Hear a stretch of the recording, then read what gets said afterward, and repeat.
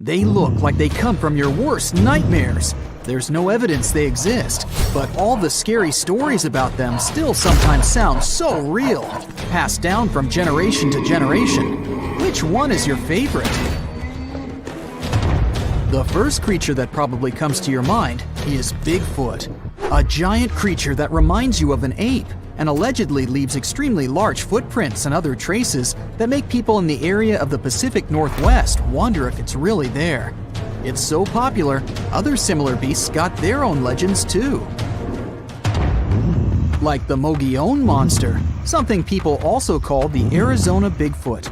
Reported along the Mogollon Rim, this mysterious creature is 7 feet tall and has big red eyes.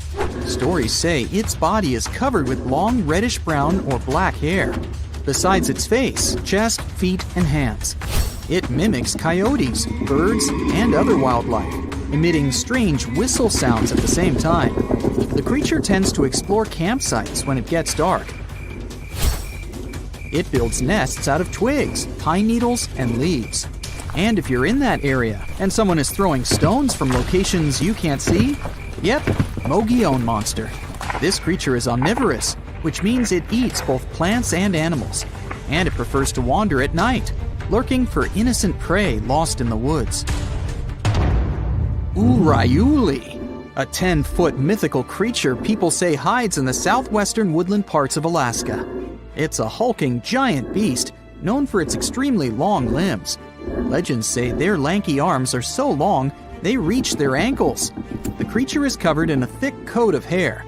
The only thing you can see on its face, not covered in the hair, is the creature's eerily luminescent eyes. The legend says Eerie use their glowing eyes to hypnotize their prey. But not us, since stories say they prefer to catch deer. And they're known to be kind towards humans. And some claim the Eerie are actually just a type of Bigfoot. Wendigo. This terrifying creature is said to be hiding across the northern forests of Canada and the United States, always looking if there's some lost wanderer. The story says the Wendigo used to be a lost hunter. The freezing winters transformed him into a fierce 15-foot-tall beast with desiccated skin tightly pulled over its large, pointy bones. Stories about this creature showed up in the 20th century, and people say the beast still roams around the forest in long, cold winters, constantly looking for lost people he could grab from the darkness. Lake Worth Monster. This scary creature that's part man, part goat is also called the Island Monster. This 7-foot-tall monster is so strong it could hurl car tires like they were just plastic toys. In a worst nightmare scenario, it could appear in the darkness, sailing from the treetops and fiercely landing with full force on the hood of passing cars. That's how the first people who reported its existence described it. Lake Worth is located west of Dallas and east of Fort Worth. There's a landmass in the middle of this mystical lake known as Greer Island. The legend says that's where this scary monster, also known as Fort Worth's answer to Bigfoot, roams. And that's where some skeptics and thrill seekers still go, wandering around and trying to discover if the legend is true. Lurking in the darkness with its scary red eyes, meet the Mothman, a humanoid beast reportedly seen in the 1960s in Point Pleasant in West Virginia. On one cold night in November of 1966, two young couples reported to the police that they saw a big gray creature with glowing red eyes. It looked like a flying man with wings around 10 feet wide. During the next couple of days, more and more people said they saw the same thing. Later, a wildlife biologist from West Virginia University told reporters that these descriptions fit the sandhill crane. It's a big American crane almost as tall as a human being. It has a 7-foot wingspan and circles of red around its eyes. The gigantic bird may have got out of its migration route and started these stories. Or did it really? Fresno night crawlers. They're not that tall, considering they're monsters, about 5 feet. The upper part of their body is pretty small, so most of their height is their legs. These creatures have allegedly made 2 appearances so far. Once, People saw them in Fresno, California. In contrast, the other time was in Yosemite National Park in California. Both times they were in videos of poor quality, so it wasn't easy to find details of their upper body. But the creature is considered thin and white with no arms. At least, we can't see them. It also has pretty short and stilt-like feet. Have you heard of the Slide Rock Bolter? It's said to be hiding somewhere in the mountains of Colorado. To be precise, in Lizard Head Mountain, only a stone's throw southwest from Telluride. It's some sort of leviathan that lives on the land.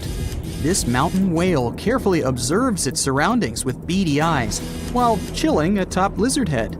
It hangs from the peak while its split, clawed tail faces its body downward. If anything steps into its territory, the beast lifts its malign fluke immediately and bolts down the mountainside. With its jaw full of razor-sharp teeth wide open, it gobbles whatever or whoever is in front of it, including miners, lost tourists, and loggers. It sweeps through trees and destroys all natural life that's been in its path for more than 100 years. Or at least that's what the legend says. Wow, that's the scariest one for me so far.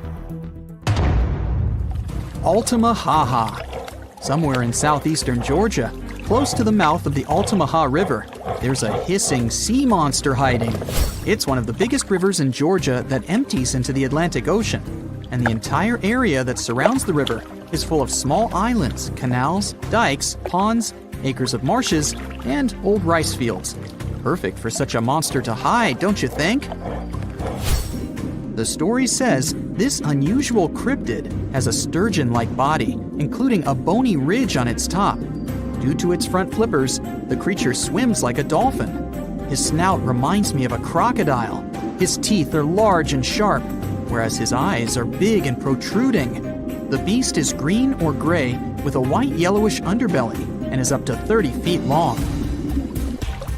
There's no physical evidence the Altamaha really lives there, but the legends date back centuries when people started talking about an enormous snake-like beast that hissed and bellowed. Loch Ness Monster, or how many like to call it, Nessie. This myth dates back from old times, all the way to a group of people that lived in ancient Scotland known as the Picts. The legend started to grow in the 1930s. Back then, a road near Loch Ness was finished, offering a nice view of the lake without bigger obstacles. And in April of 1933, a couple noticed there was a large animal. They compared it to a prehistoric monster or dragon. Most people imagine it as a plesiosaur, which is basically a marine dinosaur. The beast quickly crossed the couple's car's path and then disappeared below the water's surface. Later that year, some researchers even found big footprints. They believed they were from a pretty soft-footed solid creature around 20 feet long. Later, some determined the tracks were the same as the ones that a hippopotamus leaves. Plus, scientists said the lake wasn't that nutrient-rich for such a large predator. There are not enough animals to support such a beast at the top of the food chain. But the legend about a giant mythological creature has moved on, and still makes people across the world wonder if there's really something hiding deep down in the dark, murky waters of Loch Ness. He's known as a creature of pure terror, a monster that inspires fear in all who gaze upon him. His name is Bigfoot. This hulking beast was said to have shaggy fur covering his massive frame. His eyes were glowing, fiery orbs of orange and red, and his teeth were sharp and jagged like knives. His massive hands had long, sharp claws that seemed to glow with weird energy. His most famous feature? His feet. Massive and heavy, with thick, sturdy toes that seemed to be able to crush anything in their path. Whenever he moved, the ground trembled beneath his weight, and his growls sounded like a volcano was just about to erupt. Sure, we've all heard the stories and seen the movies, but did Bigfoot really exist? Is he still out there, just waiting for people to notice him? Let's look at some of the information we do know for sure. Bigfoot became well known back in 1958 when a man from California named Ray Wallace claimed to have found large footprints near his work area. For years, his kids believed the whole thing was just a prank pulled by their father. People have reported finding many more footprints and a few handprints that were similar, but some of them were left by bears, others were fake, and many others can't be explained to this day. But the legend of Bigfoot predates this event. In 1955, a man named William Rowe said he saw a creature that looked partly human and partly animal while hiking on Mica Mountain in British Columbia.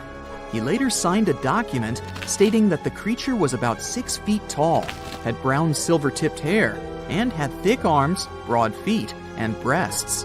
Then there's the story of Albert Ostman, who claimed in 1924 that while he was camping alone near Toba Inlet in British Columbia, he was taken by a Bigfoot and held captive by the Bigfoot's family for a week.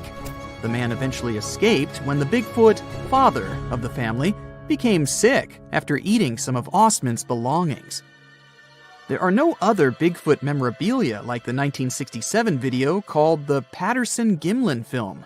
Some people think it shows Bigfoot, but most scientists think it was just a person in a costume. The film is still often used by people who believe in Bigfoot as evidence that it's real. There are even scientists who think the film might not be fake. It's become more believable over time because of new scientific discoveries about how our ancestors walked. This opinion is based on the discovery of Lucy, a 3.2 million year old human ancestor that walked on 2 legs, which proves that our early ancestors were similar to apes and could walk like humans, just like Bigfoot. There's also a video on YouTube of Bigfoot in Provo Canyon, Utah that's very popular. The video shows a big black animal in the trees, possibly eating or looking for food. As the camera zooms in to get a closer look, the creature stands up on 2 legs like a person. Obviously, the people filming it got extremely frightened and ran away at once. The video was posted in 2012 and has been watched more than 7.6 million times. The people who made the video were not really looking for Bigfoot. They were simply camping and wanted to see some deer. They initially thought that they saw a bear until the huge creature stood up and looked straight at them. They ran to their car and left their tent and stuff behind. Their belongings are most likely still there. Skunk apes are said to be a species of Bigfoot-like creatures that people think live in swamps in the southern United States. In 2013, a video was posted on YouTube showing a potential skunk ape in a swamp in Mississippi. The creature in the video appears to be very strong and has short, broad shoulders, a small head, and long legs.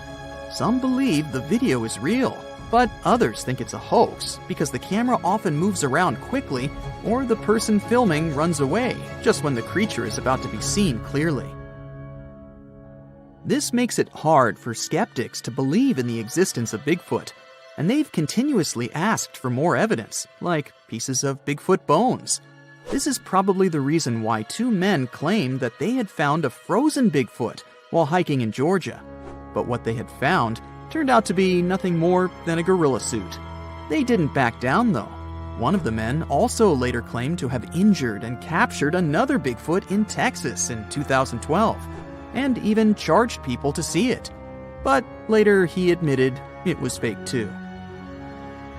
In reality, we have no physical evidence that this creature exists or ever existed. Whenever people claim they have proof that Bigfoot exists, scientists usually find that the evidence is actually from well-known animals or humans. For example, in 2014, a group of researchers examined 36 hairs that were believed to belong to Bigfoot. Almost all of the hairs turned out to be from animals, such as cows, raccoons, and deer, as well as from humans. They did find something surprising, though. 2 of the hairs were similar to those of an extinct type of polar bear. Scientists concluded that these hairs could have come from a new type of bear, or a mix of different bear species. But they were definitely from a bear, not a primate like Bigfoot. Another possible theory that could explain these Bigfoot sightings is that the noticed creatures are, in fact, chimpanzees, gorillas, or orangutans. This idea is often mentioned in connection to skunk apes because some people believe that the hot and humid climate in the southeastern U.S. could let this species thrive there. Sure, Bigfoot might be entirely made up, but it may not be on purpose. Our brain has a lot to do with it too, all because of a little thing called pareidolia. This is the tendency to see patterns or familiar objects in random or ambiguous things, such as seeing faces in clouds or animals in inanimate objects. It's a psychological phenomenon that can lead people to perceive things that are not actually there. We might be tricked by our brains into thinking we've seen Bigfoot, because we tend to spot human-like shapes in our environment. This often happens with blurry photos or videos of the supposed Bigfoot. Other people believe that Bigfoot is a type of ape that used to live in Southeast Asia and is now extinct.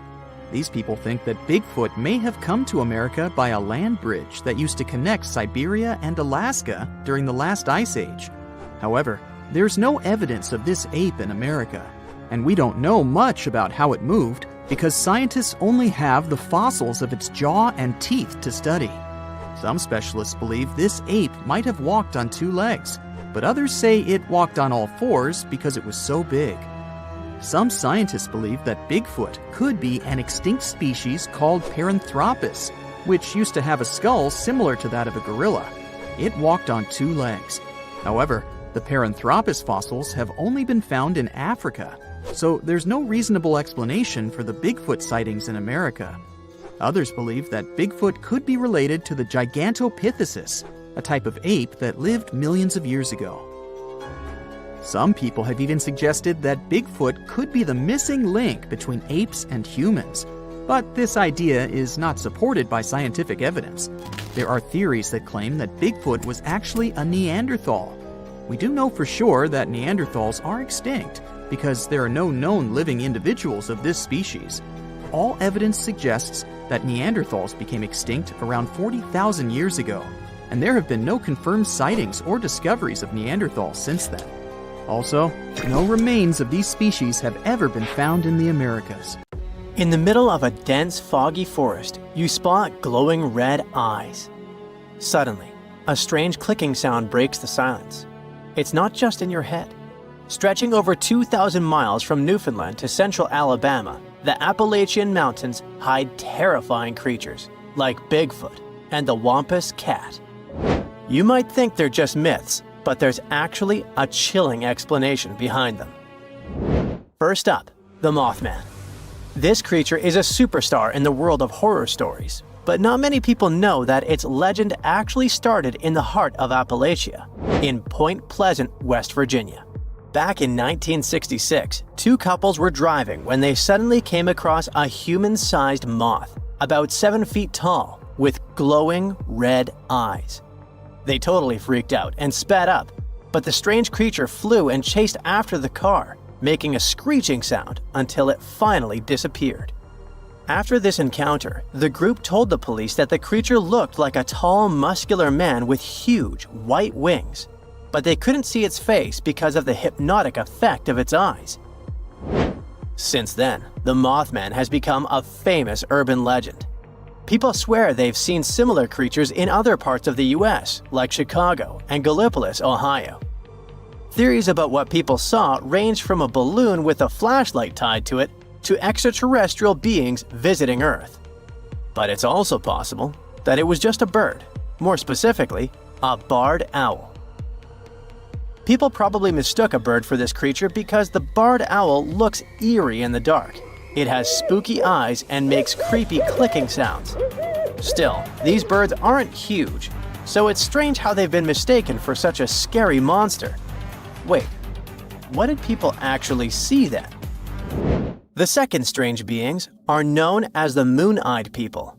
This was a group of bearded, flat-faced, pale people with big blue eyes who supposedly lived all across Appalachia. Why did I say supposedly? Well, because no one could ever prove they actually existed. The stories about them were part of the Cherokee folklore, so we don't really know how reliable the information is. Still, their legends creeped out both locals and visitors in Appalachia. The Moon-Eyed People were said to come near a house at night, and people inside would hear them talking. But they were warned not to go outside, and no matter what happened, they couldn't watch them. In the morning, they'd find their corn gathered as if someone had helped them. Or the opposite, fields completely cleared like a whole group of men had been working there and taken all the crops. One of the most famous stories about them involves a mysterious stone wall found at Fort Mountain State Park. It was built between the years 500 and 1500, but no one knows who actually built it. Some people believe it was the Moon-Eyed people's work, and the ruins today are proof they really existed. They might not be delusional though. One theory suggests that the Moon-Eyed people were actually Welsh people. At the time, they were in Appalachia, mining the mountains, and the Cherokee gave them this nickname because they lived underground and had great night vision. Hey kitty kitty, come here. Oh wait, what's that? According to legends, the Wampus cat is a half-dog, half-cat creature that roams the Appalachians after dark, or just before dawn. And it can run totally upright on two legs. So if it comes running after you like a human would, you'd better hide fast and don't look at it. Rumor has it that its yellow eyes can pierce the hearts and souls of anyone unlucky enough to cross its path, driving them to the edge of madness. Okay, that's probably just folklore, but the real-life creature that might be hiding behind these legends isn't much friendlier. The stories describe the Wampus cat as a kind of underwater panther, so some experts believe it sounds a lot like a mountain lion. Apparently, they're really strong swimmers and cross a large lake without much difficulty. Now, let's say you're driving in the Appalachian region at night. Suddenly, you spot an animal in the middle of the road. You slow down and take a closer look. It looks like a deer, but there's something off. Its eyes are too close together, its head is misshapen, its neck is too long, and its legs move in unnatural ways, almost like a puppet on strings. Oh, and even if you honk, this creature won't move. It's definitely not afraid of you. This is the not deer. Although some people have reported sightings as far away as Texas and even Norway, it's definitely an Appalachian myth. One young woman said she was hiking when she spotted a doe. Suddenly, the animal looked right at her, and she noticed that all of its knees were bent backwards. Any direction a deer's knee is supposed to go, the deer's knees did not. Oh my. Anyway, the internet is flooded with people talking about the not deer and its creepy behavior. But the thing is, we can't find a single photo or video that proves it actually exists. So what could it be? One explanation points to sick animals. There's a neurological condition known as CWD that affects different deer species like elk, moose, and even reindeer. It causes the brains of infected animals to degenerate, leading to loss of body functions and abnormal behavior. Since the symptoms match what some people describe as not deer behavior, it makes sense to think this condition could be behind the strange sightings.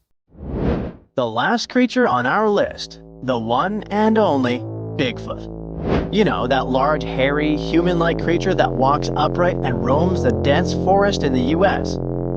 In the Appalachian Mountains, there have been Bigfoot sightings from the Adirondacks in New York all the way down to the Blue Ridge Mountains in North Georgia.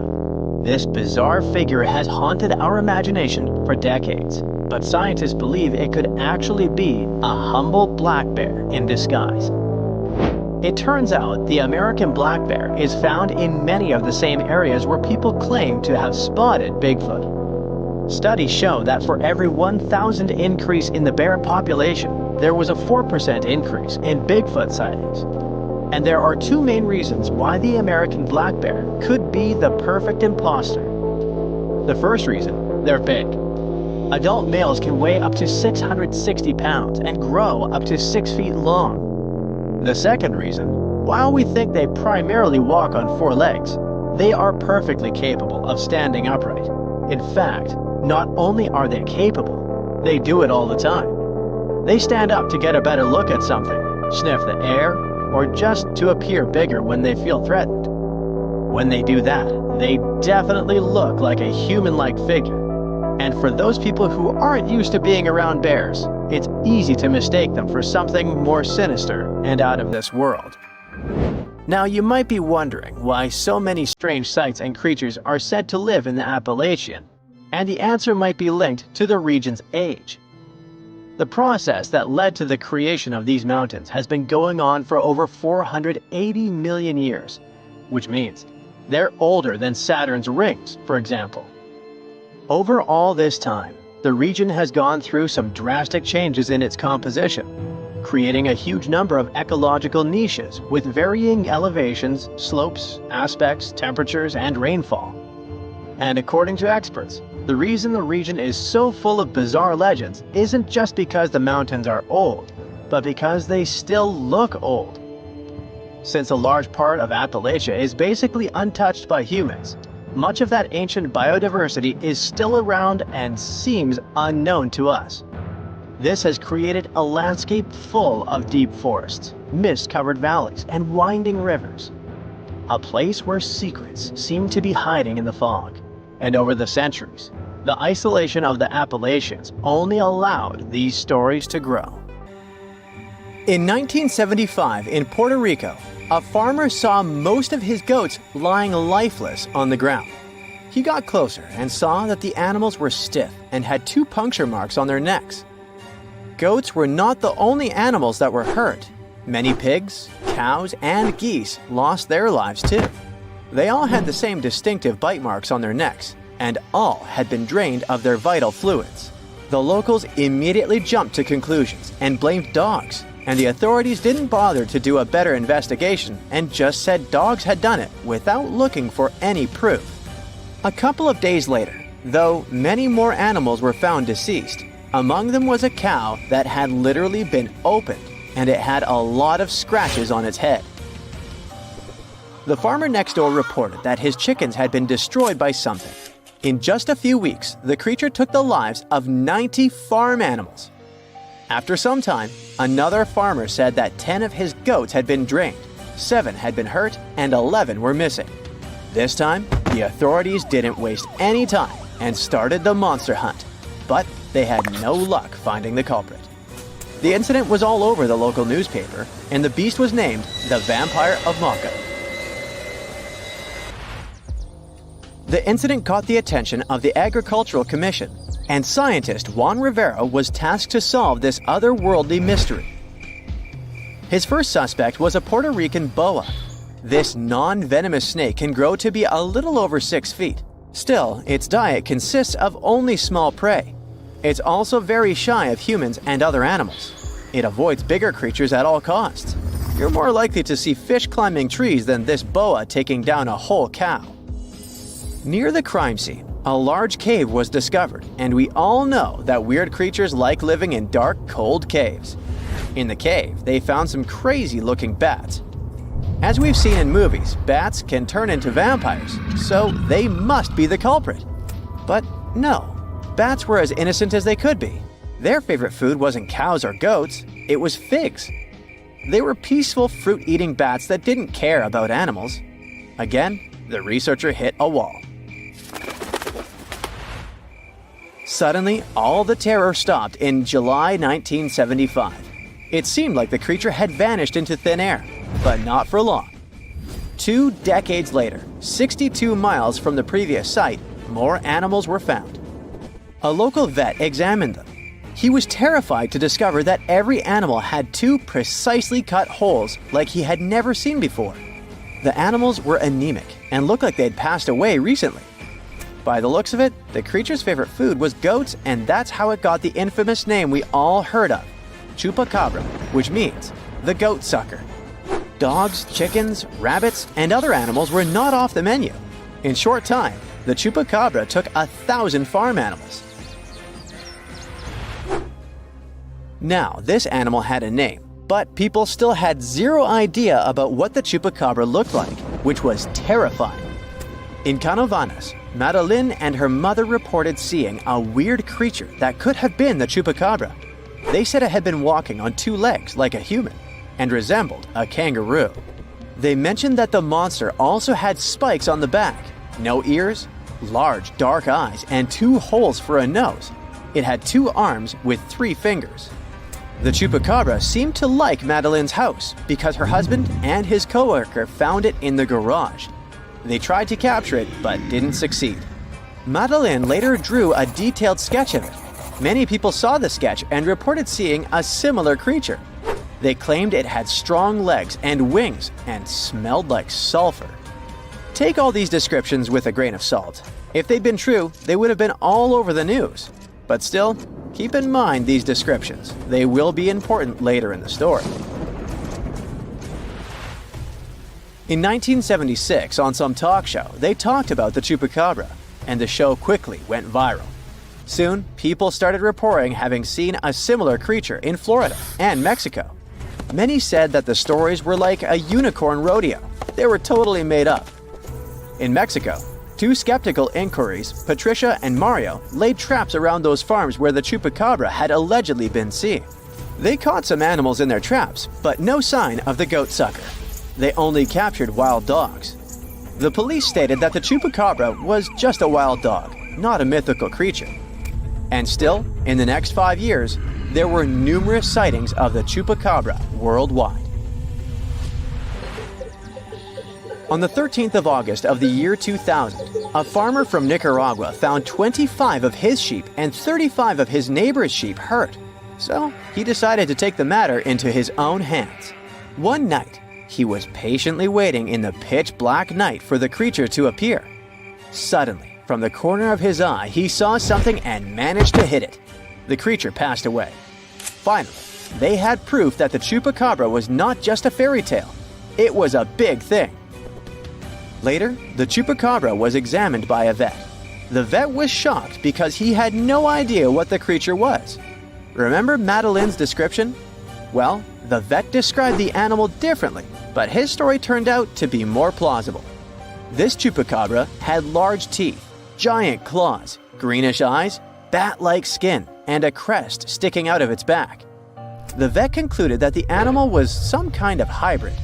They thought it was a cross between a wolf and a crocodile, but it sounds like an exaggeration and is hard to believe. We all know that such a mix is impossible. They did some tests on the body at the university in Nicaragua, and the results didn't quite deliver what they had expected. The animal was a wild dog with mange. Mange is an itchy skin disease that causes dogs to lose their hair. It's also highly contagious. When a dog has mange, their skin becomes scaly and wrinkled. When they returned the body, the farmer noticed it wasn't his chupacabra. 7 years later, another body was found in Texas. Phyllis Cannon returned to her farm and noticed that some of her chickens had passed away. All seemed to be anemic. Later, she saw coyote-looking creatures that didn't have any hair. More of her animals were harmed, so she had to set up cameras on her farm. But unfortunately, like always, she didn't manage to record anything.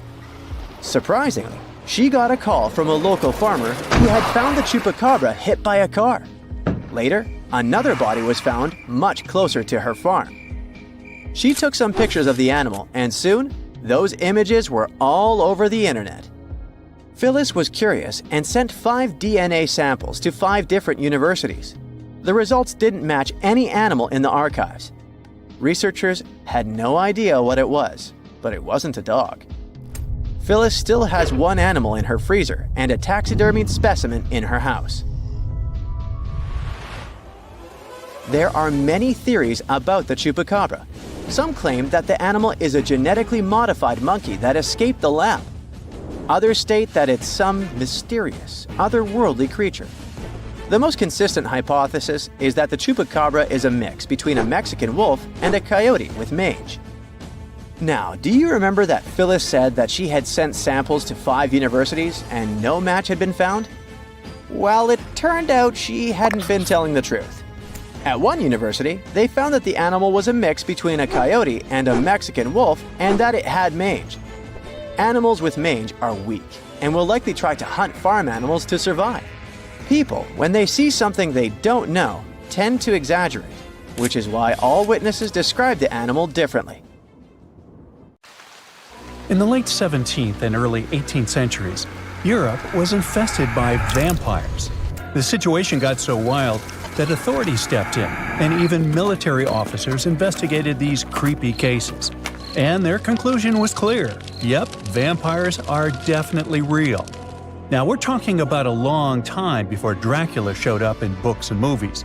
Back then, people genuinely believed those who had passed could rise and drain the living of their blood. Tragically, their victims would not survive the encounter. But vampires didn't stay at rest. Instead, they continued walking, interacting among the living and infesting villages. These beliefs spread rapidly, causing panic across regions. It all kicked off in Eastern Europe, specifically Serbia. Villagers started panicking after mysterious passings occurred one after another. Take the story of Petar Blagojevic, a Serbian peasant who passed in 1725. Shortly after his burial, villagers claimed that Petar returned, knocking on doors and asking for shoes or food. Sounds harmless, right? Well, not really. Within days, those villagers began mysteriously passing away too. 9 people perished in total. Everyone freaked out, insisting Petar was responsible, as if he managed somehow to come back from the grave at night to feast on the living. Eventually, authorities dug up Petar's body to see what was going on. They wanted to check if there were any signs that he was still alive. So they looked closely at his hair, beard, and nails to see if they had grown. And they actually had. In fact, there was no sign of decomposition at all. His body looked fresh. Then they found something even weirder. There was some blood around his mouth. And that was enough for people to say, see, he's definitely a vampire. Then came Arnold Paoli, arguably the most infamous vampire of them all. He was a soldier who lost his life after falling off a hay wagon and breaking his neck. But there was something strange about him. Before that tragic event, Paoli claimed he had been bitten by a vampire once. Luckily, he said he cured himself by eating soil from the vampire's grave and smearing himself with its blood. Sorry, not exactly dinner table talk, eh? But hey, if he was cured, no one had anything to worry about after he was gone, right? Well, not exactly. Within a month after Paoli was buried, 4 people said they were being tormented by him. And not long after that, they were gone too. 10 days after Paoli was buried, the villagers dug him up, just to be sure everything was, well, normal. And this is where things got eerie. His body hadn't decomposed. His hair, nails, and beard had all grown longer, and fresh blood was dripping from his mouth. Remind you of someone? Yep, our guy Peter. But in Paoli's case, it was more disturbing. The blood wasn't just coming from his mouth. It was pouring from his eyes, nose, and ears. His shirt, his coffin, everything was completely soaked in red. Now, terrified, the villagers drove a stake through his heart and burned his body. Oh, and they also dug up the 4 people they believe he had targeted just to be safe. They went through the same process with them just to make sure none of them would return as vampires. Hey, who knows? But their vampire nightmare didn't stop there. A few years later, in the winter of 1731, a new epidemic occurred. 13 people passed within several weeks. Eventually, even local authorities stepped in, sending official investigators to calm things down. Their reports, incredibly, concluded that the vampire attacks were real, at least according to witnesses. That official validation changed everything. They kicked off a wave of vampire hysteria all across Europe. But why was everyone so quick to believe those who had passed away were coming back? One big reason was how little people understood health problems at the time. Bodies that appeared fresh or swollen after burial, blood around mouths, or even fingernails and hair seemingly growing, these natural post-mortem changes were mistaken for supernatural signs. Another thing villagers misunderstood was decomposition itself. Natural gases cause bodies to bloat, making them look as if they had recently been active. This terrifying image reinforced local beliefs that these people weren't at rest, but instead returning to cause harm. Plus, under certain circumstances, the decomposition process can be delayed for a long time. One reason this can happen is because of something called saponification.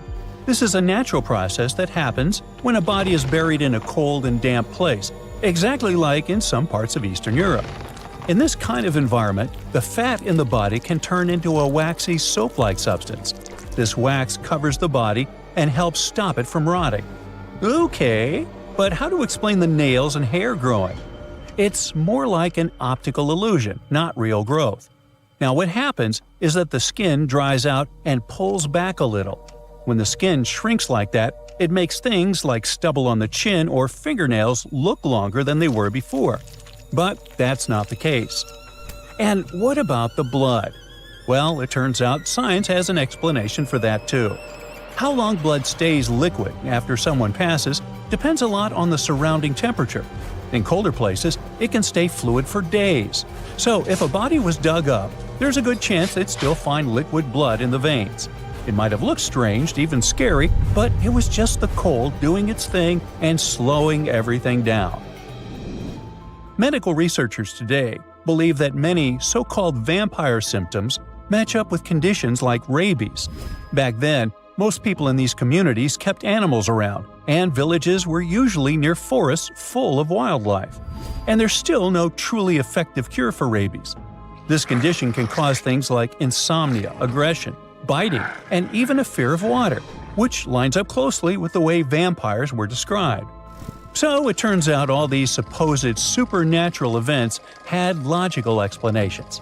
Today, we might make fun or roll our eyes at the idea of real vampires roaming around Eastern Europe. But back then, those fears were taken very seriously. Whole communities were thrown into panic. There are plenty of documented cases where families dug up their loved ones and removed their hearts, all because they believed the person was a vampire behind the strange things happening to the rest of the family. And newspapers across the continent picked up these stories, spreading the fear far beyond where it all started.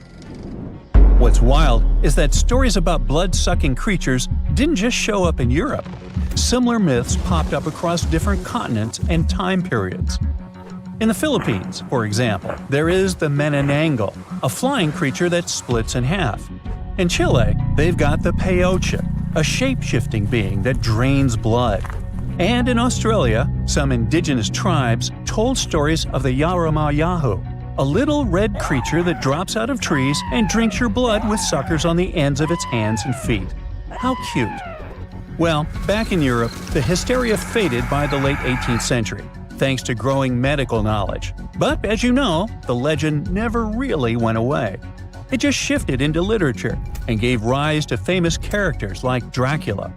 The author, Bram Stoker, was inspired by stories that had been going around since the 1700s. But he turned them into romanticized fictional monsters. You know, sharp teeth, pale skin, black clothes, that whole thing. And that was different from what the villagers believed they were dealing with. And, in a way, those frightened villagers weren't completely wrong. Something was draining those people's lives. But it wasn't vampires. It was just misinformation mixed with a whole lot of imagination running wild. So, next time you see a vampire movie or read a scary story, remember that behind the fiction lies a fascinating truth. A real wave of fear, confusion, and panic that swept Europe nearly 300 years ago, leaving a chilling legacy that still fascinates us today. For some of us, the word Bunny Man may sound like a cute and cuddly character from a book. But for some people from Northern Virginia, it's the source of a terrifying urban legend. The story goes that if you go near a certain bridge in Clifton on a certain night of the year, you could meet your doom at the hands of the Bunny Man.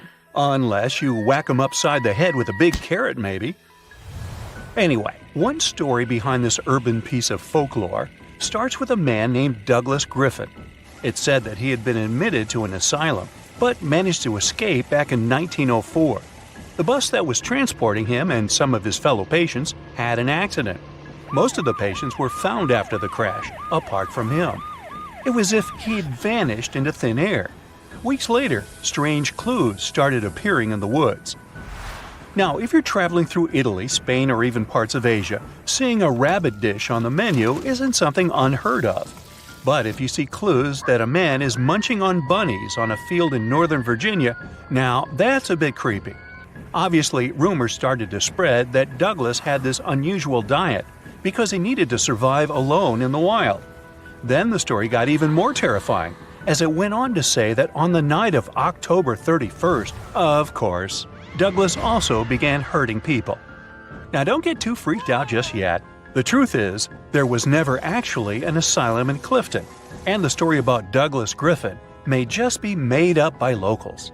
But that doesn't stop people from believing in the Bunny Man, and it's become a popular tale that's even inspired its own movie franchise. One guy who tried to get to the bottom of the Bunny Man legend is an archivist for Fairfax County.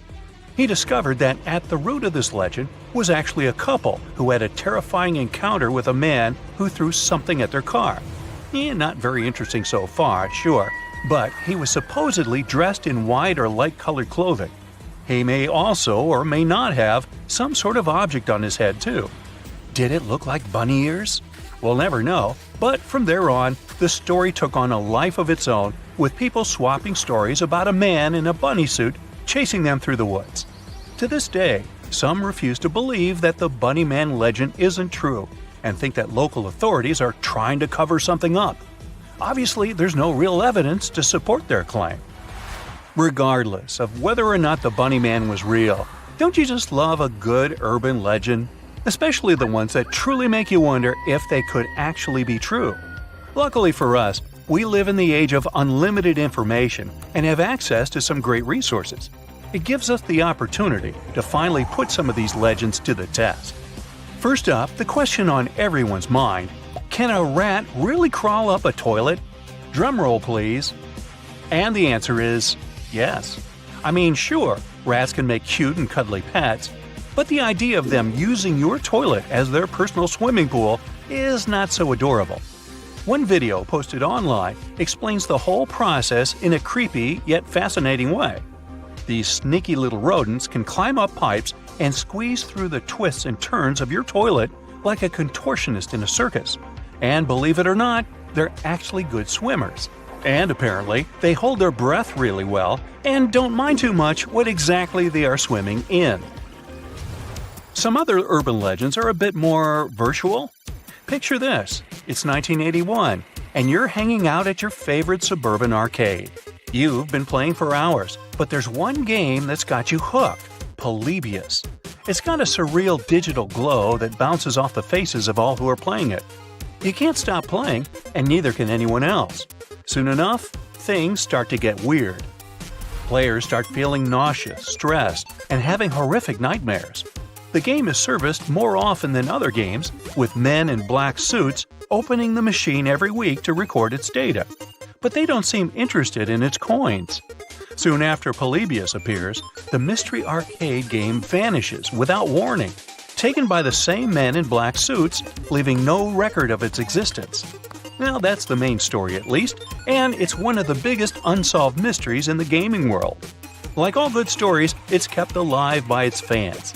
But here's the thing: most people don't think the game ever existed. The legend of Polybius is full of conflicting details. No one even has a copy of the original game file, so no one can agree on what the game was actually like. Was it a puzzle game? What kind of graphics did it use? But there's one thing everyone seems to agree upon: it was disorienting and confusing. In it, colorful geometric shapes bend and fold from a central portal like some sort of digital hypnosis. According to legend, the intense combination of vector and raster graphics in Polybius made the mind susceptible to concealed messages from authorities. While the details of the game are ambiguous, its story does have some roots in real events.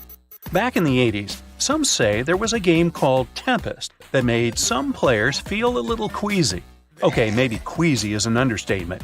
Apparently, it caused uncontrollable movements and motion sickness in players.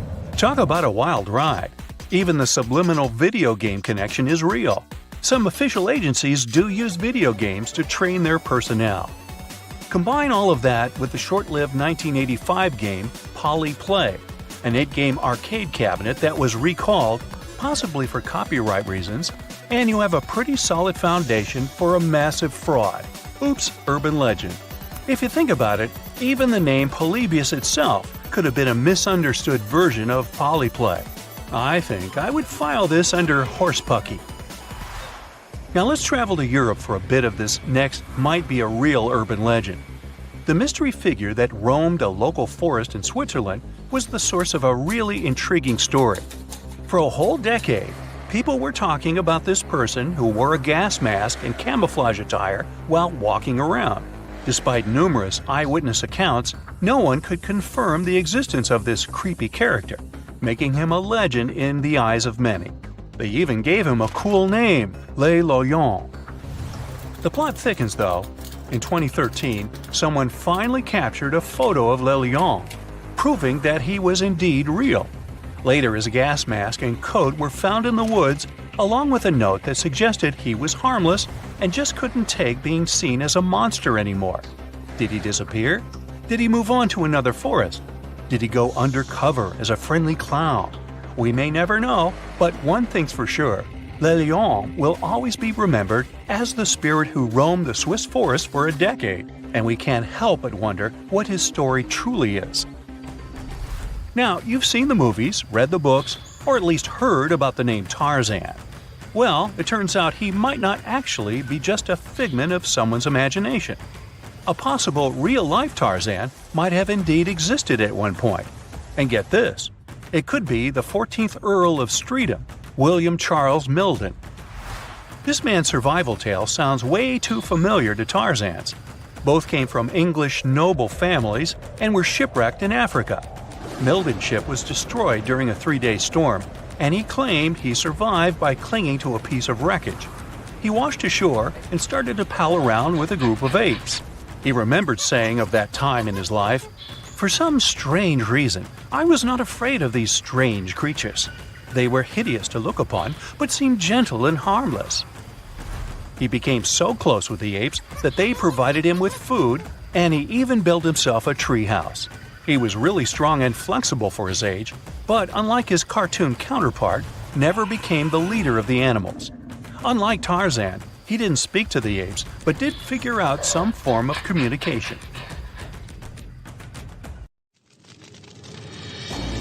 Alrighty folks, gather around and let me tell you about the Manananggal, a real charmer of a mythical creature from Filipino folklore. She's often described as a lady who likes to snack on sleeping pregnant women. But here's the twist. During the day, she's all dolled up and looking like a total babe. But come nightfall, she detaches her torso and spreads her massive bat-like wings to fly off into the darkness in search of her next victim. And she doesn't just stop at pregnant ladies. Nope. Sometimes she'll use her good looks to lead astray men and take them to her secret hiding spot where she'll feast on their heart, intestines, and other internal organs all night long. Yikes. If you're ever faced with a Manananggal and want to stop her from reattaching her body before sunrise, just sprinkle some salt, ash, or crushed garlic on the remaining half of her body. Easy peasy, right? So keep an eye out for this winged wonder and don't forget the garlic! Okay, so check this out. In German folklore, there's this crazy creature called an Alp. Basically, it's like a vampire, mixed with an incubus. And it wears this dope hat called a Tarncap that gives it all kinds of powers. This dude is all about preying on women at night by messing with their dreams. Oh, and it's into breast milk and sucking the blood of men and kids. The Alp can shapeshift into all kinds of stuff, like cats, pigs, dogs, snakes, and even butterflies. And it's got this evil eye that can totally mess you up with bad luck or sickness. But don't worry, you can protect yourself by hiding a broomstick under your pillow, pointing your shoes towards the door, hanging iron horseshoes from the bedpost, or putting a mirror on your chest. And if all else fails, just leave the lights on all night and shove a lemon in its mouth if you catch it napping during the day. Meet the Pontia Nuk, a spooky ghost from Malay mythology. Legend has it that she was a woman who passed away while giving birth, and now she's out for revenge. She's not your average ghost either. She's got long black hair, sharp fingernails, and a blood-smeared white dress. But watch out, because she's also a master of disguise. She can transform into a beautiful woman to lure in her prey before ripping out their insides. If you're ever out at night and hear the cries of babies or feminine laughter, beware. That could be the Pontia Nuk coming to get you. And if the sounds are quiet, she might be right around the corner. So keep your wits about you And don't fall for any too good to be true ladies. Hey, did you know that according to Irish legend, every family has their very own banshee? This banshee lady is supposed to let out a piercing wail or shout when someone in the family is about to kick the bucket. Talk about a not-so-subtle warning, but don't let her eerie cry trick you. This banshee lady is said to be drop-dead gorgeous with long flowing locks and crimson eyes from all her crying. She's also known for wearing a gray shawl over her green threads. Fashionable and spooky? We're into it.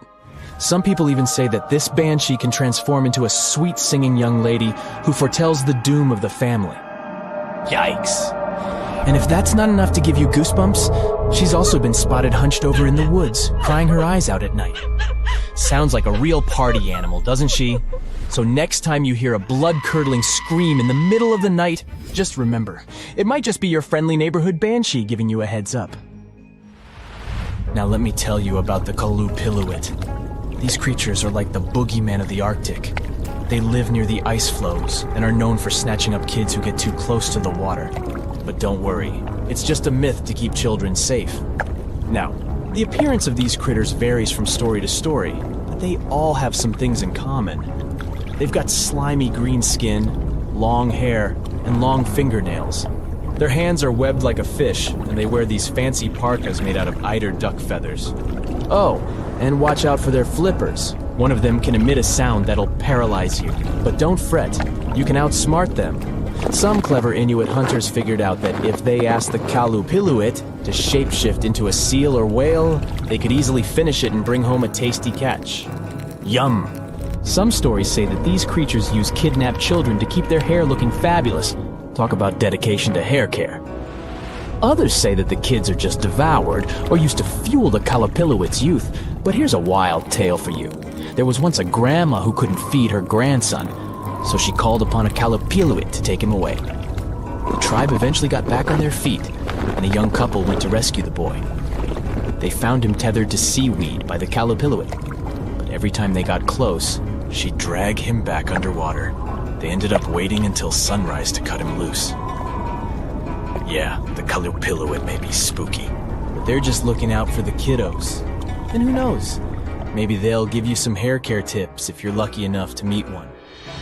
Let me present to you the scariest horse-like monster in all of Scotland, the Nucklavi, or Nuckalavie. This bad boy has a skinless body, a head 10 times bigger than a human's, and a breath so poisonous it can destroy animals and crops. So, it's got wicked powers that can cause chaos all over the islands. But fear not, because there's an old spirit known as the Sea Myther who can control this terrifying beast during the summer months. The Nuckalavie has roots in Norse and Orcadian folklore, and was first documented by the mysterious Joe Ben using some fancy Latin manuscripts back in the 16th century. Ernest Marwick, an Orcadian writer and folklorist, thinks that this evil sea creature is similar to the Norwegian Knock, the Nuggle of the Shetland, and the shape-shifting Kelpie or water Kelpie. So, if you're ever out and about in Scotland and come across this scary guy, just remember, call on the Sea Myther and run for your life. This dude is South African Tokolosha. It may look like a gremlin, but trust me, it's way more mischievous. Apparently, witches and shamans can summon them with their magical powers, but there are ways to keep these troublemakers in check. One way is to give them some curdled milk. Apparently it's their favorite, and trim their hair so they can see. If that doesn't work, you can call in a witch doctor to use some good old-fashioned magic to exorcise them away. Now, according to South African folklore, these tokoloshes are mostly invisible and can suck on a stone to stay that way. So, if you want to keep them away from your home, scatter some special blessed salts, aka tokoloshe salts, along your door frames and windowsills. Or if you're feeling extra cautious, put some bricks under your bed's legs. Better safe than sorry, right? Have you heard of the Chimera? She's a total monster, literally. This fire-breathing female hybrid is made up of all sorts of animal parts. Think lion-like body, goat-like head, and a tail that ends in a snake's head. According to Greek mythology, the Chimera is the child of Typhon and Echidna, and her sisters are Cerberus and Lernaean Hydra. Sounds like a family reunion, huh? But don't worry, our hero Bellerophon was up for the challenge. The king of Lycia sent him on a mission to defeat the fearsome Chimera, and Bellerophon was the greatest hero monsters were scared of. The Chimera was no match for Bellerophon and his trusty Pegasus. Even though the king was secretly hoping the Chimera would take out Bellerophon instead, in the end, justice prevailed, and the Chimera was defeated. Well, that's it for today.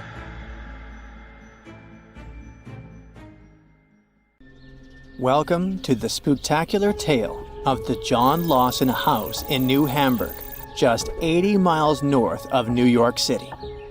This 150-year-old home is known for its creepy mannequins that used to magically change outfits and poses on the front porch.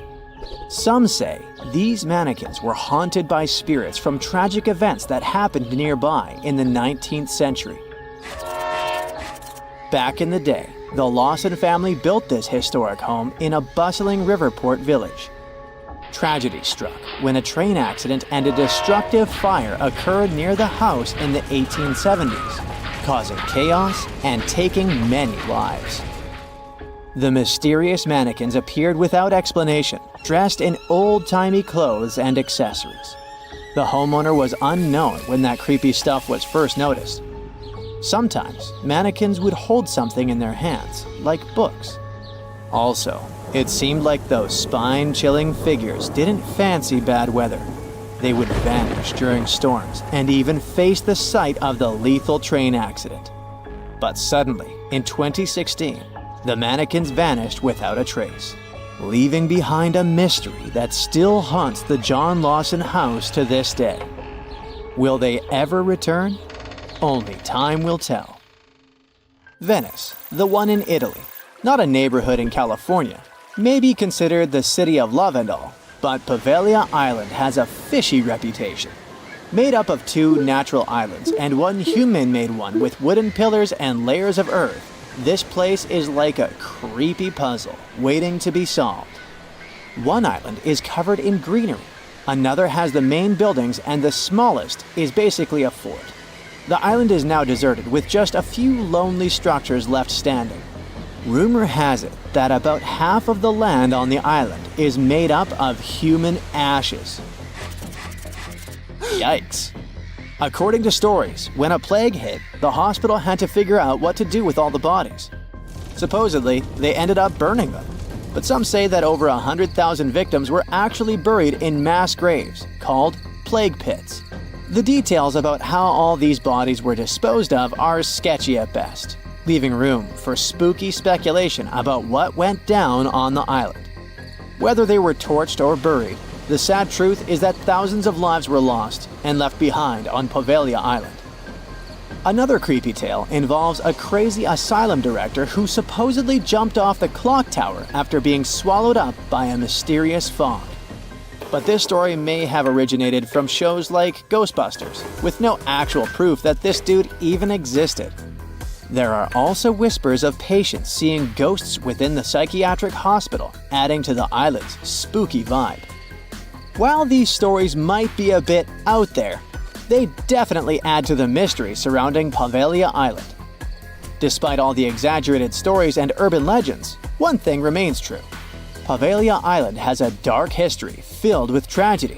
This place has seen it all. The empty buildings and abandoned landscapes are like sad reminders of the sorrowful past that haunts this eerie island. Hush, don't move. We're in the clearing in Hoia Baciu, Transylvania, which has a funky reputation for being one of the creepiest places in the world. The trees there wouldn't grow in a clearing that has a perfect oval shape. Soil scientists have been unable to explain this anomaly. The area attracts a variety of people, from Romanian witches to sword-wielding Americans attempting to cleanse the forest through yoga. Hoia Baciu gained international attention in 1968 when someone captured a photograph of a mysterious flying object hovering over the clearing. Some people are sure those must have been guests from another planet. This event, along with the alleged paranormal occurrences reported by visitors, has added to the forest's enigmatic reputation. Local guides also share other anecdotes linked to this forest. For example, some time ago, a group of 60 people from Bucharest attempted to open a gate into another dimension bay. If a paranormal forest doesn't send shivers down your spine, maybe this place will. Yep, there's a whole settlement at the bottom of Lake Lanier, Georgia's biggest lake, and it's filled with a secret American horror story. Terror, ghosts, and other paranormal stuff. The whole shebang. There are many spooky tales about Lake Lanier. Fishermen have reported seeing ghostly kayaks, and stories circulate about women with no hands haunting the Jerry D. Jackson Bridge. Plus, the lake has a dark side, with over 500 demises since it was created and more than 200 since 1994. People talk about good swimmers getting snatched under the water, mysterious boating accidents, and vehicles crashing into the lake for no reason. Locals will straight up tell you, don't go to Lake Lanier. And with the lake stats, it's hard to argue. Some say the lake is cursed, but it's up to you to decide. The Poison Garden is a misleading, beautiful place where danger lurks behind every leaf. It's tucked away behind spooky black gates at the Alnwick Garden. There, you'll discover a collection of over 100 plants that are not just toxic, but downright lethal. If you don't have to worry about accidentally poisoning yourself, just keep your hands to yourself. No sniffing or nibbling allowed. Venture through ivy-covered tunnels and fiery-shaped beds as you dive into the history of poison and hear some thrilling tales of infamous cases. Prepare to meet some dangerous flora like Laburnum atropa belladonna, and even the infamous Jimpy Jimpy plant that's rumored to be able to hurt you as nothing else. By the way, there are many wild stories about this dreaded plant. Some are a bit exaggerated, like the one about using the leaves as toilet paper. Ouch. But others are no joke, like horses getting stung and going bonkers. There's even a tragic tale of a person passing away from its sting in New Guinea back in 1922. So come on, take the plunge in the Poison Garden if you dare. Just remember to steer clear of any plants that could lead to a seriously bad day. You're having your vacation in Finland, the happiest country in the world. You rent a car and drive to see the lakes. What could go wrong? Suddenly, you come face to face with over 1,000 eerily still figures. These guys are dressed to impress in colorful outfits, but there's something off about them. Their heads are featureless, their bodies wooden, and they all seem to be staring in the same direction. It's like they were playing a giant game of freeze tag, but nobody remembered to yell, "Tag, you're it." These silent sentinels are known as the Silent People, and they've been scaring people since 1988. They're the brainchild of dancer and choreographer Reijo Kila. Originally hanging out in Lasila near Helsinki, they've traveled around a bit before settling in their current spot on the side of the road. Why did they move? Maybe they were tired of big city traffic and wanted a quieter place to chill. No one really knows what these peat-headed, straw-haired guys are all about. Some folks find them creepy, like they're watching your every move.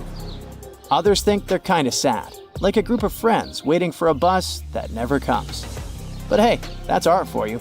Open to interpretation and open to jokes about scarecrows having better fashion sense than most humans. Bonus here, there's a cafe with traditional Finnish crepes, so you may get scared there, but not hungry. In Australia's far north, there's a spooky granite mountain known as the Bermuda Triangle. Black Mountain, also known as Kalka Jaka by the indigenous owners, has been the backdrop for some seriously strange disappearances dating back to 1800s. It's pretty close to Cooktown, so it has some legendary tales attached to it. They say Black Mountain was once a fierce battlefield for opposing ancestral clans. The whole place is littered with massive granite boulders stacked in a chaotic manner, where explorers, horses, and cattle seemingly vanished into thin air. For many years, people were scared by the bad reputation of this place until recent research shed some light on the dark mystery of Black Mountain, leaving no room for further speculation. Turns out, the reason for the disappearances may not be as supernatural as we thought. Lack of swimming skills, crocodiles, or just some good old-fashioned tomfoolery could have been the real culprits. A girl, once and beautiful, ended up in a grave with a huge sickle across her neck. There were no signs of violence, no indications of any actual crime. Yet, someone was clearly terrified when they forced her into that grave. So scared that they even placed a padlock on the big toe of her left foot. They wanted her to stay in the tomb once and for all, fearing she might rise and take revenge on them. So, a whole community turned against a young lady who wasn't even over 20 years old, deeming her to be of ultimate danger. Do you see what I'm driving at? Let's test your historical knowledge. Who has been feared throughout human history to such an extent that commoners couldn't shake off that lingering sense of dread, even after their passing? If you say witches, warlocks, and vampires, you'd be completely correct.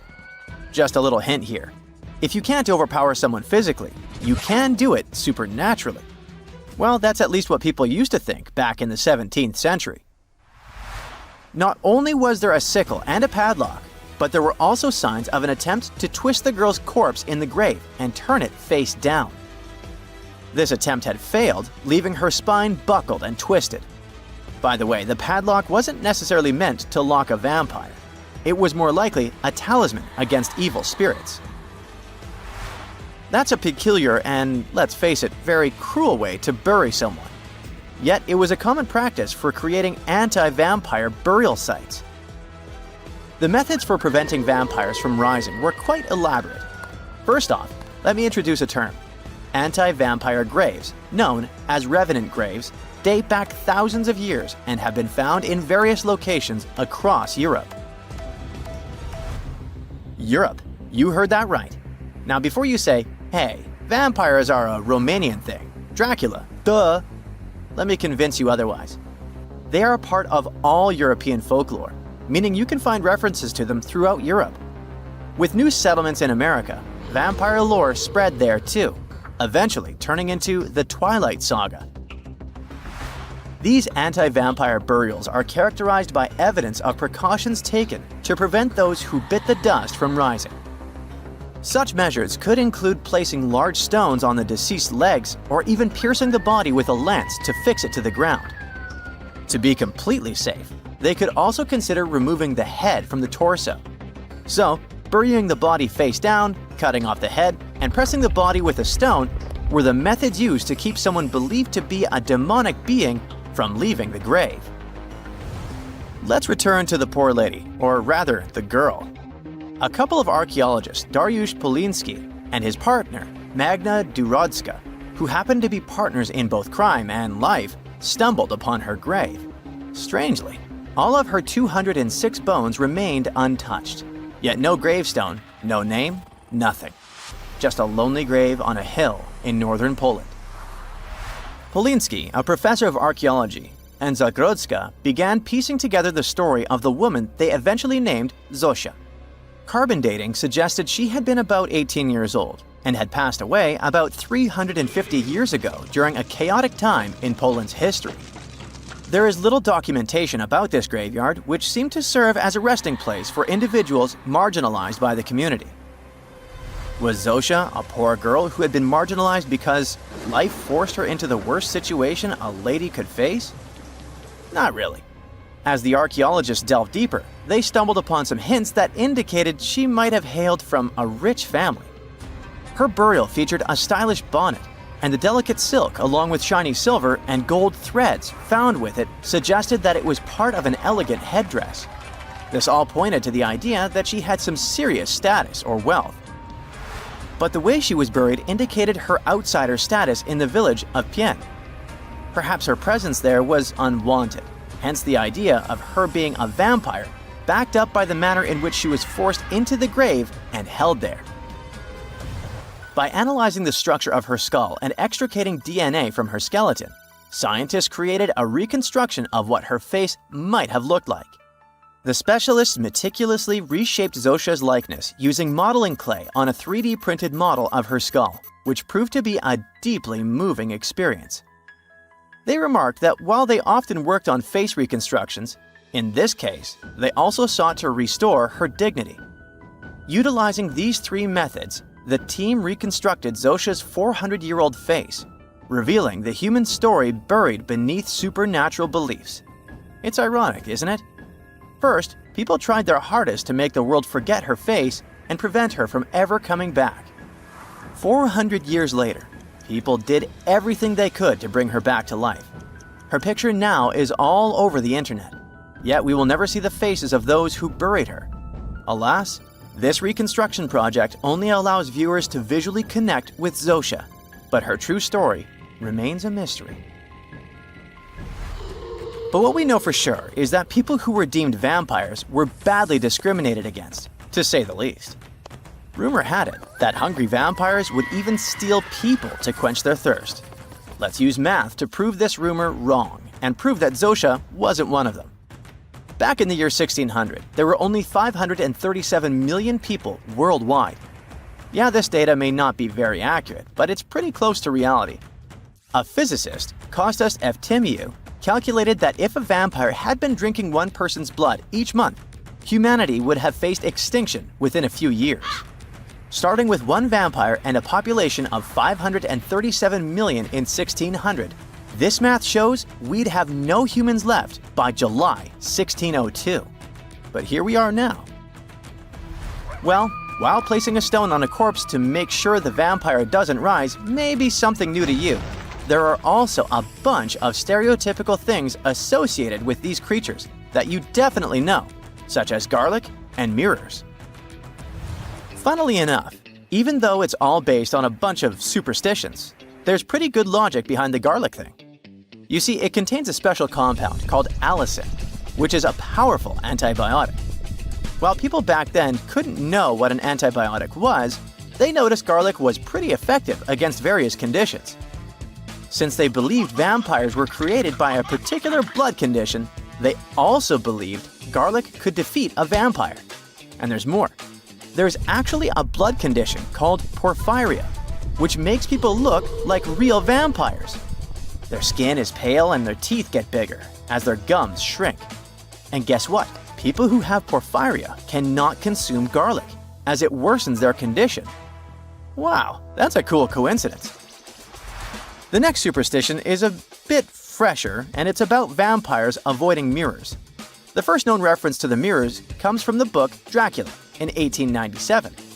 But why wouldn't a vampire show a reflection? Simple. Before the plastic era we live in, mirrors were traditionally backed with silver. Silver was commonly believed to repel evil spirits, possibly because it has antimicrobial properties. Much like garlic, its healing properties may be what was supposed to scare off a vampire. Another reason why suspected vampires may have avoided mirrors is the changes to their appearance from conditions commonly confused with vampirism, like porphyria and rabies. People afflicted with these conditions may have avoided looking in mirrors for that reason, causing others to assume that vampires avoided mirrors. But if you ever met a vampire and these methods don't repel it, I have one more trick for you. Ask the potential vampire to count. It can be spilled grains, seeds, or even the holes in the fishing net if you happen to have one. Vampires are into math, so they'll stop to count, delaying them until sunrise. And we all know that vampires don't do well in sunlight. Ironically, it's Count Von Count, a vampire who teaches us how to count on Sesame Street. A bright flash on your left. Boom! Where did that lightning come from? Your plane shakes, your instruments stop working. A minute ago, the sky was clear and blue. Now, it's pitch black. Your senses go haywire. You don't understand which way is up or down. It's a strange feeling. You're beyond time and space. Lightning flashes from all directions. Clouds envelop your plane and swirl it into a vortex. You grip the controls and repeat to yourself, "I'll get out of this. I'll get out." Through the dark and thick clouds, you see a ray of light. It's your only chance. Your plane flies toward the light like a moth to a flame, and whoosh! You break out of the terrible whirlwind. Your instruments are back to normal. The plane's no longer shaking. You're saved. That's how pilots who faced the Bermuda Triangle anomaly described their experiences, well, at least on TV shows. The huge chunk of ocean between Miami, Bermuda, and Puerto Rico remained the planet's most mysterious area. But it's not alone. Alaska has its own triangle. Since the late 80s, 16,000 people have disappeared there. Eyewitnesses to the Bermuda Triangle anomaly talk about thick fog, lightning, balls of light, and hallucinations. In Alaska, everything's a bit more complicated. People, planes, ships, they just disappear without a trace. There's no one around to tell us what it felt like. In 1950, a plane took off from Anchorage, Alaska, headed for Great Falls in Montana. It was carrying 8 crew members and 36 passengers. 2 hours after the start of the flight, the captain radioed in that everything was fine. Then, silence. The 100-foot-long plane seemed to evaporate into thin air. 85 aircraft and around 7,000 people searched for the plane. No trace. Not even a screw, bolt, nothing. That plane mystery made the Alaskan Triangle famous. If you look on a map, it's a wild and mostly unpopulated zone that passes near Anchorage, Barrow, and Juneau. If you connect the dots on a map, you get an epic triangle. You can fit the whole state of Oregon in it twice. If you read around, you'll find a bunch of major areas on the planet where weird stuff keeps happening over land, sea, desert, and jungle. Scientists have many questions about these places. They all have extreme electrical and magnetic anomalies. Planes and ships disappear in them. People hear stuff, see stuff, and here's some of them. China's Black Bamboo Valley looks like a Hollywood set for a seriously scary movie. Here, everything's creepy and mysterious. Ha, perfect. Imagine a bamboo forest that stretches up 130 feet. The green plants live extremely close to each other and barely let in any sunlight. A strange fog hangs in the air. Where it comes from and why it's always there, no one knows. And the mysteries don't end there. For centuries, people have disappeared in the vast forest. Scientists believe the site's crazy geology is to blame. Cracks can suddenly appear in the ground big enough to fall into. There are sharp changes in weather and maybe even poisonous steam. Certain trees give it off when they fall to the ground. There's a long road through Ladakh in India. It's called the Magnetic Road. It slopes upwards and seems to violate the laws of gravity. Here's what happens. You drive to the foot of the hill, turn off the engine, and get out of the car. The car starts rolling uphill up to 12 miles per hour. Why does it happen? Theory 1. The hill has an incredibly strong magnetic pull, and it attracts cars once they get too close. The Indian Air Force supposedly avoids flying over it to avoid any interference with their equipment. Version 2. It's all just an optical illusion. The hills around it seem to fade into the horizon. It looks to us like the road is sloped up, but it's actually not. Huge Lake Michigan looks more like a sea than a lake. And over the past 400 years, 6,000 ships have disappeared in it. Why does it happen? The lake has its own mysterious triangle, and there are actually more unsolved mysteries here than in the famous Bermuda Triangle. In 1950, Flight 2501 disappeared over the lake, en route from New York to Minneapolis. The fate of the 3 crew members and 55 passengers remains unknown. In 2007, an underwater archaeology professor was surveying the bottom of Lake Michigan. He found stones arranged in a circle 40 feet down from the surface. They kind of look like Stonehenge in England, but why were they at the bottom of a lake? Who put them there? Archaeologists found a carved pattern on one of the stones. Its outline resembles a drawing of an animal. Now, that's not unusual, except that this particular animal, which looks like a mammoth, was probably carved around 10,000 years ago. Sleep is very difficult for the Venezuelan locals who live near Lake Maracaibo. Right at the place where the Catatumbo River flows into the lake, there are huge electrical storms that can go up to 10 hours long. 260 days a year. That's over 1 million lightning bolts over the lake every year. Scientists don't know exactly what causes the daily lightning parties. Some people think it's due to the gas methane which comes out of the ground. Other scientists blame uranium deposits in the soil. Nowadays, though, most researchers are sure that the lightning's caused by weather. Cold mountain air smashes against warm sea air. The result? A lot of friction and moisture, the perfect combo for near-nightly natural fireworks. It's super loud and kind of annoying if you live nearby, but the area is really important for the planet. It helps regenerate our vital atmospheric ozone. And the one that started it all? The Bermuda Triangle. Planes, ships, all gone without a trace. The theories are endless. Scientists even think there might be a huge meteor at the bottom of the sea that emits its own magnetic energy. It might have confused the navigation equipment on all those unlucky carriers. And it's been going on for a while. Researchers think that it was causing trouble even way back in Columbus's time. As far as Alaska's concerned, magnetic anomalies are a dime a dozen. Around here, your compass might be off by 5, 30, or even 60 degrees. But equipment malfunction isn't really enough to explain the disappearance of so many aircraft and people in this absolutely massive state. Alaska is wild. High mountains, never-ending forests, snow in the winter, and some serious heat in the summer.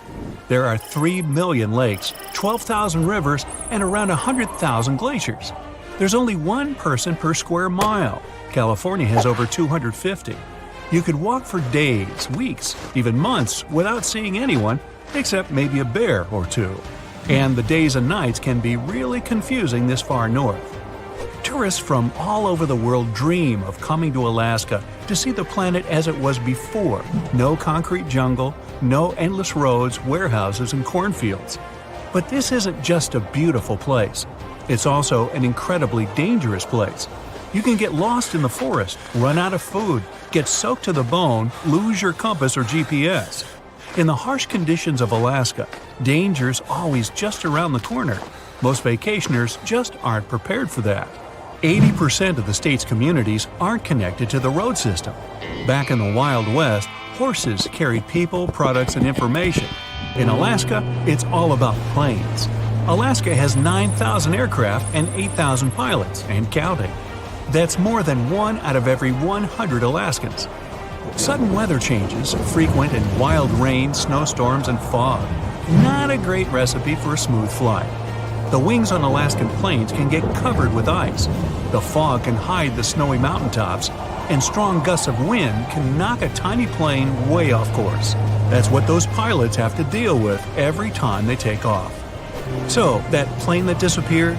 Investigators believe that the Douglas C-54 Skymaster disappeared due to bad weather, and any debris was covered with snow or fell into a lake. 5% of Alaska is covered in glaciers, and there are loads of cracks in them, some big enough to fit a person, a few people, or even a whole airplane. See this place on the map? Yeah, right there. It's estimated that around 100 people have vanished or lost their lives here. Why, you ask? Well, it seems they were all looking for this guy, Percy Fawcett. He was a British colonel, famous for his sharp blue eyes, perfectly groomed beard, and signature hat. He looked like a character from Pride and Prejudice, but lived more like Indiana Jones. In fact, this character was inspired by Fawcett's story. But his disappearance in 1925 was more macabre than any movie plot. Colonel Fawcett was bold. Not the ask your neighbor's Wi-Fi password kind of bold. I'm talking full-on, I don't care that much about my life bold. He used to be a soldier in Sri Lanka, and even did a secret spy gig in Morocco, but he needed more. So in 1906, Fawcett started exploring parts of Brazil and Bolivia where no one had dared to go before. His mission was to create secret, mind-blowing maps. Okay, that doesn't sound too risky, but trust me, it was. If you want to explore the world nowadays, you just open Google Earth and, well, that's it. No danger, no adrenaline, just maybe 1 or 2 creepy street view photos. Ew. But we're talking about the beginning of the 20th century, when satellites and this weird Google car didn't exist. Back then, if you wanted to fill in the world map, you actually had to explore the land on foot. So that's how Colonel Fawcett ended up in South America. And he became famous for his expeditions to map out the wild Amazon. He was the first guy to record the locations of waterfalls in that region, for example. But then he got obsessed. Blame it on lack of sleep or whatever sketchy Amazon jungle juice he was sipping, but suddenly he was like, "I'll bet there's an ancient advanced city hidden somewhere around here." Spoiler alert, there wasn't. But he was hooked on that idea. Hanging out with native Indians for so long convinced him that large groups could totally thrive in the middle of a massive rainforest. And of course, Fawcett loved a good old adventure story, especially the ones from the 16th and 17th centuries, written by European explorers. In those stories, adventurers claimed they had found huge settlements and fine roadways deep in the heart of Latin America. But Fawcett's all-time favorite story came from a manuscript written in 1753. Back then, adventurers were hunting for precious metals in Brazil when they stumbled upon a ruined city with monumental buildings, roads, and plazas. Oh, and every corner had a Roman-style spire. Naturally, the colonel was all in to find it. Too bad no one told him this manuscript is mostly considered a forgery. Yep, this story is as real as Snow White's. But then, things got weird. The settlement described in that manuscript was supposedly located in the northeast side of Brazil. But now, he's saying there's an advanced civilization in Mato Grosso, which is in a different part of the country. So he decided to name this new place the City of Z. Back in the 1920s, the colonel launched 2 separate expeditions to find it, but both trips failed, as he faced terrible weather, fever, and of course, exhaustion. Now, tell me in the comments, what do you think Fawcett did after 2 failed expeditions? Option A, he quit. Option B, he called his mom. Option C, he tried again because he didn't get the memo that the universe is clearly saying stop. Well, of course, option C is the right answer. This is relentless Fawcett we're talking about. So, 3 years later, the colonel finally gathered enough cash to launch yet another expedition in search of the City of Z. All he needed was a crew of people crazy enough to join him. Famous and experienced explorers were begging to come along. But nope, Fawcett decided to take his son and his best buddy instead. In January 1925, this brave trio set off on their journey. They packed mosquito nets, canned food, and made a promise, "We shall return." Another spoiler alert, they didn't. Uh-oh. The journey kicked off in New Jersey, and then they sailed all the way to Rio de Janeiro, Brazil. There, they stopped to grab some pack animals, like horses, and hired a couple of local guides. Now they were ready to head to the city of Cuiabá. Now keep in mind that distances in Brazil are crazy huge. So this little journey was like traveling from Miami to Chicago on foot. 3 months later, they finally ventured into the jungle for the first time. And that's when the fun really began. The crew faced piranha-infested rivers, an endless maze of thick trees, and the worst part, bugs. The constant annoying zzz of a gazillion mosquitoes wouldn't let them sleep, and Fawcett's best friend's foot got huge from tick bites. But the colonel didn't have time to babysit his friend's princess foot. Oh no, he was too obsessed to take a break. In fact, at some point, he was so far ahead of his companions that he had to camp alone for a night. On May 29th, Fawcett finally came to his senses. There was no City of Z. But did he let that stop him? Not really. He unpacked their gear and sent the local guides back to Cuiabá. But before saying a final goodbye, he asked them to deliver a letter to his wife, saying something like, "Don't worry, hon, our son is well and getting stronger every day." Sure he was. Anyway, after this dramatic farewell, the trio set off into the bush alone. The darkness swallowed the thick forest, and then they were never seen again. Okay, that was intense, so let's fast forward. 2 years later, the newspapers were still speculating whether the trio could still be alive, and Fawcett became a legend, like Bigfoot, but less hairy. One guy said that the colonel had become one of the locals and was living his happily ever after in the jungle. Another guy said he was held prisoner by the Indians, but no one could confirm any of these sightings. It wasn't until 1928 that the British authorities finally thought better late than never and decided to look for Fawcett and his crew. By that time, they were sure their expedition had perished, but they still needed proof. And after days and days of surviving the jungle's worst nightmares, they found, well, Nothing. But in a weird way, this mystery inspired more explorers to look for them. It's estimated that about 100 people have passed away in this process, and a few have followed in the explorers' footsteps by disappearing without a trace. So, what really happened to the expedition? Researchers have pointed their fingers at everything under the sun: parasitic infections, starvation, drowning, jaguar attacks, you name it. Some even say Fawcett dove headfirst into mysticism and started an occult community in the jungle.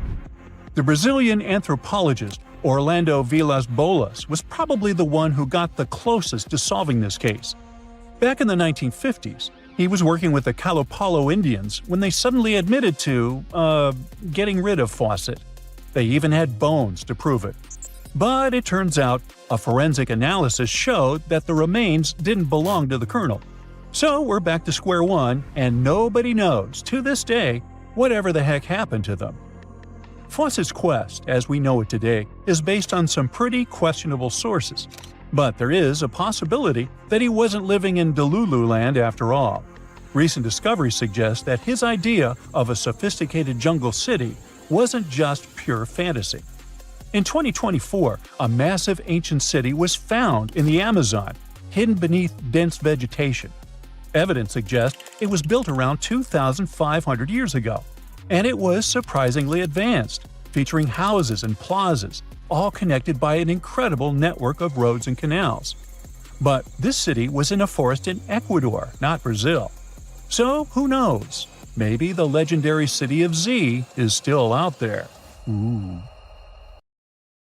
Scientists have finally solved the Loch Ness Monster mystery. Here's the spoiler, you ready? It's not a real monster. It's probably a dinosaur that survived through the ages, or just a bunch of debris floating on the water. Thanks to many findings on the Loch Ness creature, we have proof of another story to tell you. It was 1933 when a man named George Spicer and his wife were driving along the shores of Loch Ness. That's when they saw something massive with a long neck moving across the road. It looked like a creature straight out of the prehistoric era, a dinosaur-like beast unlike anything they'd ever seen. That was the moment that Loch Ness Monster theories started spreading around like wildfire. One of the most famous Loch Ness Monster sightings came just a year later, in 1934, when a man took a photograph that became the most well-known image of Nessie. That's the nickname she was given. She? Anyways, the photo, known as the surgeon's photograph, showed a long-necked creature rising out of the water, and for years it convinced people that the monster was real. But years later, the truth came out. One of the men who helped take the photo confessed it was all a hoax. The photo had been staged after all. When the photo was published, it had been significantly cropped. This made the animal in the picture look much bigger than in real life, fueling the theories that the Loch Ness Monster did in fact exist. In the 1960s, one of the first big scientific attempts to investigate the mystery of the Loch Ness Monster happened. A research team took sonar equipment to the lake and spent hours scanning the waters in search of evidence of large creatures. What they found was puzzling. They recorded several objects moving deep in the loch, or lake, with no clear explanation as to what it was. Though the team didn't manage to capture anything definitive, this sighting helped fuel the belief that there was indeed something massive living in Loch Ness. After that, research about the mystery of the Loch Ness Monster kept popping up. In 1972, with the help of underwater photography, some researchers managed to capture strange images, which got people's hopes up for a minute. But the truth is, this early research about the Loch Ness Monster was far from conclusive. Now, of course, not everyone bought into the mystical, magical theories about the Loch Ness Monster. Theory 1, from a professor of zoology at Oxford University, has made it clear that the monster is a biological impossibility. Hey, my pediatrician said that about me, too. Meanwhile, he says that no skeletal remains have ever been found in the region. Plus, no fishermen have ever caught anything resembling the creature in their fishing nets. For him, this works as proof that it simply can't be real. When it comes to the famous photos of the Loch Ness Monster as evidence, well, that's pretty simple. The professor offers a more down-to-earth explanation. He argues that these images are either showing floating debris or birds, like cormorants, which have long necks and often appear to be low in the water. When people refute his suggestion, he takes us back to human psychology and explains that people often make mistakes and misjudge the size of things, especially when they just caught a glimpse of it, and even more so when they are hoping to see something specific. Now, many of those alleged photos depict an animal with a long neck and a small head, which has led some to believe that what they're seeing is a plesiosaur, a giant marine reptile that lived 215 million years ago and disappeared with the dinosaurs. The idea of a plesiosaur surviving all these years is a theory that's been around since the first sightings of the creature. But this researcher isn't buying it. He explains that no plesiosaur fossils have been found in the region dating to anything later than 66 million years ago. The idea of a prehistoric creature still lurking in the waters of Loch Ness just doesn't hold up scientifically. Then there's theory number 2, from a British naturalist who has spent over 50 years investigating the Loch Ness Monster phenomenon. His conclusion is a little less dramatic. He believes that most people who report sightings of long-necked creatures are misidentifying other animals. He suggests people think they are seeing a sea serpent. Reports of sightings from the Loch Ness Monster have been around since the 6th century CE, long before they were distilling Scotch whiskey or other explanations. Early reports of these sea serpents describe large creatures with long snake-like bodies and multiple humps. Some say the creatures were as big as boats, and many swore they saw something swimming in the waters. Many of these early sea serpent sightings may have been misunderstandings or exaggerations of normal animals in the loch, like large fish or even swimming birds. They could have been large eels, which are known to live in Loch Ness. These eels, especially when they're moving, might have given the impression of a long, undulating creature in the water. People who saw these eels from a distance, particularly in low light or misty conditions, might have mistaken them for something much more mysterious. Theory number 3 says something else. Nessie is just a series of standing waves. These happen when two boat wakes move in opposite directions, creating a big hump in the water that could look like a creature from a distance. Loch Ness enthusiasts even showed how it works, with footage from Fort Augustus, where a river meets Loch Ness. These enthusiasts had big plans to use drones with infrared cameras and special underwater microphones to search the loch. Now, Loch Ness is massive, stretching around 23 miles long and more than 700 feet deep. So, they thought they needed drones and infrared cameras to put an end to this discussion. But despite everything, they haven't found Nessie. But it's not only the Loch Ness Monster that lacks scientific explanation. There have also been scores of sightings of Yetis and Sasquatches that no one can really explain. Folks have made movies, dreaming of finding the truth about these creatures. But, according to recent research and evidence, it looks unlikely that we'll ever find definitive evidence of their existence. Science says they can explain Sasquatch sightings, and this is how. Biologists who study wildlife using camera traps, which are set up in remote areas to capture images of passing animals, have long attempted to find elusive species. These cameras detect movement and snap pictures, providing invaluable data on the biodiversity of different ecosystems. As camera traps collect more photos over time, the number of species recorded grows. However, after a while, the number plateaus, suggesting that no new species are being detected. While it's impossible to claim 100% certainty, researchers say that after significant camera deployment, it's safe to say the likelihood of discovering new species, especially large ones like Bigfoot or the Yeti, drops significantly. Camera trap studies have been running for years in regions where these creatures are rumored to live, but so far, no conclusive evidence has surfaced. Instead, the supposed proof of Bigfoot or the Yeti often comes from blurry photos or shaky videos taken by individuals who claim to have encountered them. The scientific understanding of biology also makes the existence of Bigfoot highly unlikely. Often described as a great ape, Bigfoot would have had to evolve in North America. However, great apes evolved in Africa, and the only great ape to make it to the Americas is Homo sapiens, whose ancestors crossed the Bering Strait only about 16,000 years ago. This is far too short a time for a new species like Bigfoot to have evolved.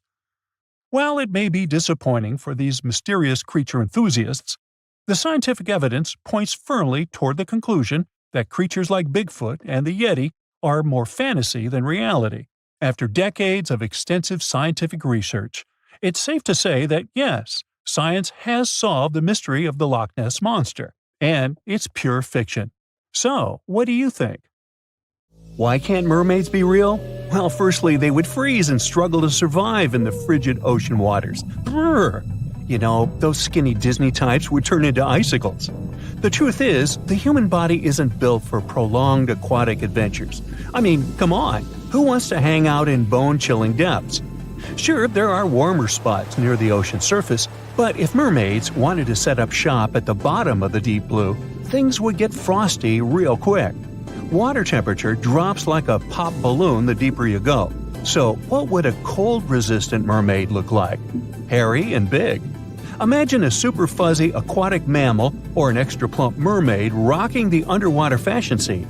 Not exactly the image we had in mind, huh? Secondly, they just can't cherry-pick body parts like in a mythical buffet. Mammals and fish play by different rules. Fish don't have the warm-blooded hairy vibes that define mammals like us. It's like trying to merge a human with a fish. Evolutionarily speaking, that's a big no-no. Our human lineage and the fish clan took different paths long ago. They're distant relatives, like that cousin you see at family reunions and awkwardly wave at from a distance. And don't even get me started on digestive dilemmas. Fish and mammals have completely different plumbing systems. When you imagine a mermaid with a mix of mammalian digestive powers and fishy hindquarters, well, things just don't add up. Let's dive deeper and separate fact from fishy fiction. If mermaids needed to swim up to the surface for a gulp of fresh air, they'd require a blowhole instead of a regular nose and mouth. You know, just like our crocodile friends with their handy nostrils. Breathing underwater ain't no easy feat, my friends. Now, if mermaids were all about that aquatic life, they'd either need gills that they curiously lack, or another clever way to supply themselves with oxygen. Marine mammals have evolved anatomies that allow them to survive those lengthy oceanic excursions. Human divers, on the other hand, have their lungs shrunk in size when they go deeper due to the pressure.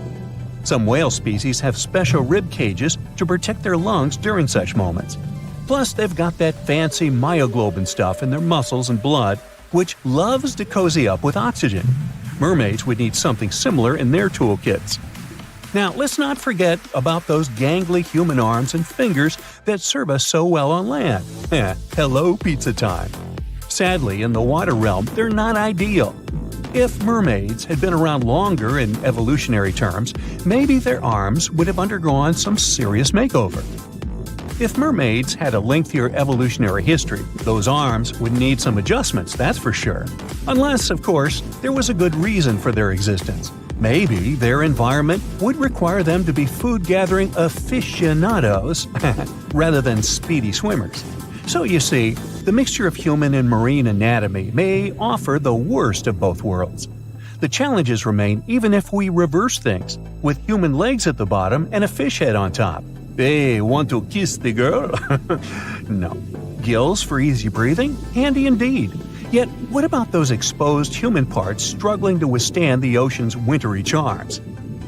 The Fiji mermaid was a curiosity that gained popularity in sideshows during the 19th century. It consisted of the torso and head of a juvenile monkey sewn onto the back half of a fish. This peculiar object was presented as the mummified body of a creature believed to be half mammal and half fish, resembling a mermaid.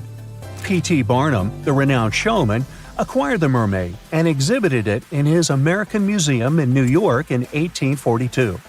The mermaid's appearance, described by Barnum himself, departed from traditional depictions of mermaids as attractive beings.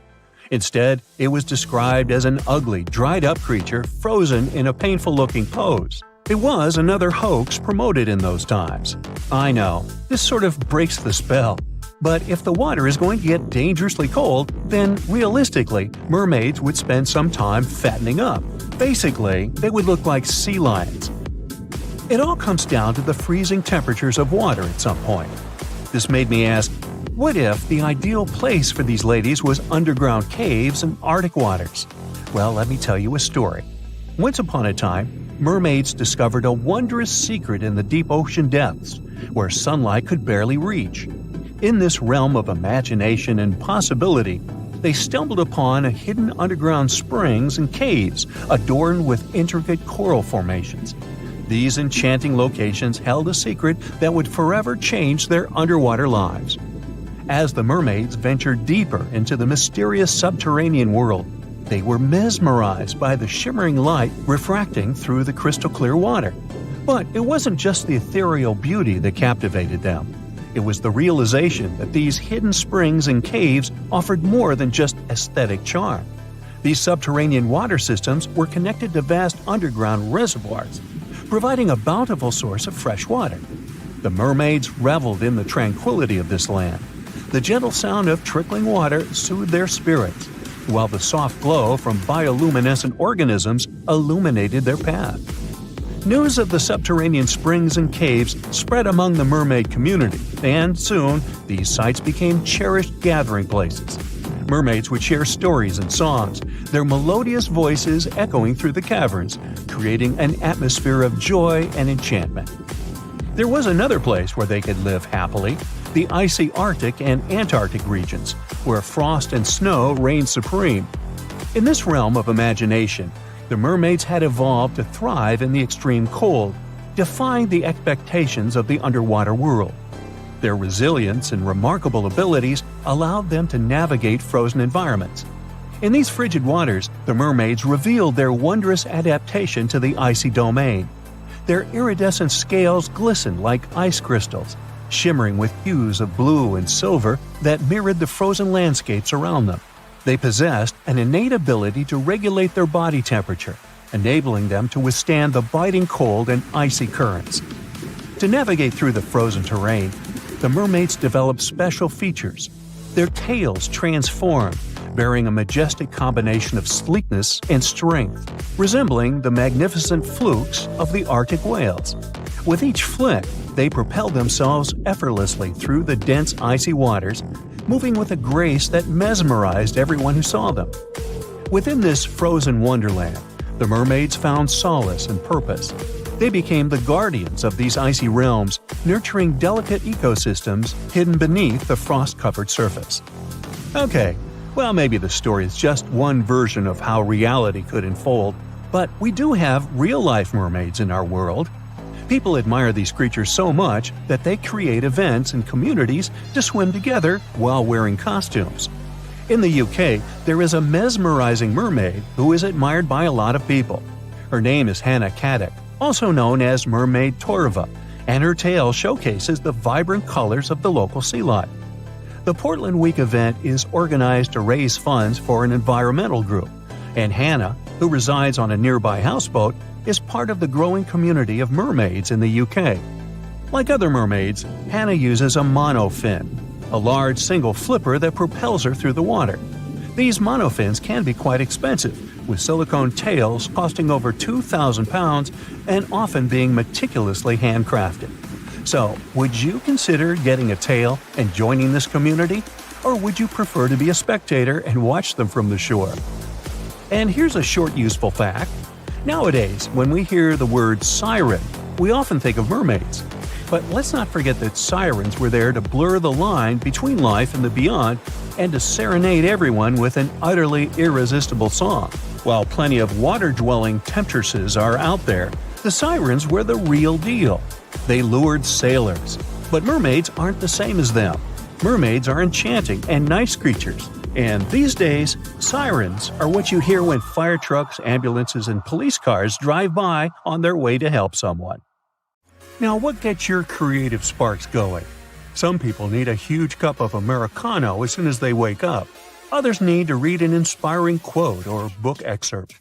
I'll guarantee you that these pictures will give you enough creative fuel to power your entire year. Who knows, maybe they inspire your next movie or book. So imagine this. It's your first day of school in 7th grade. You're pumped and ready to begin a new school year. Your mother asks to take a picture of you to remember that day. You can't think of a reason why not, so you gladly pose for it. You stand by a lovely tree, smile a big smile, and say, "Cheese!" But as soon as she takes the picture, she grabs you by the arm and runs with you to the other side of the street. What on earth just happened, you ask? Well, let's take a look at the picture. Do you see anything out of the ordinary happening here? How about that humongous snake sliding down the bark? This is a very true story, and fortunately, the people involved got away safely. How did they miss it, though? That escapes me completely. The internet is filled with bizarre photos that make you think they're a montage, like this one. This looks like mosquitoes are not only ready for global domination, but they're already doing it. It makes your brain visit all sorts of sci-fi movies to try and find the antidote to giant mosquitoes. How on earth would we protect ourselves from something like this? But worry not, there's a big chance this picture isn't real. One user says that this photo is just a coincidence. A mosquito happened by when the photographer was taking the picture.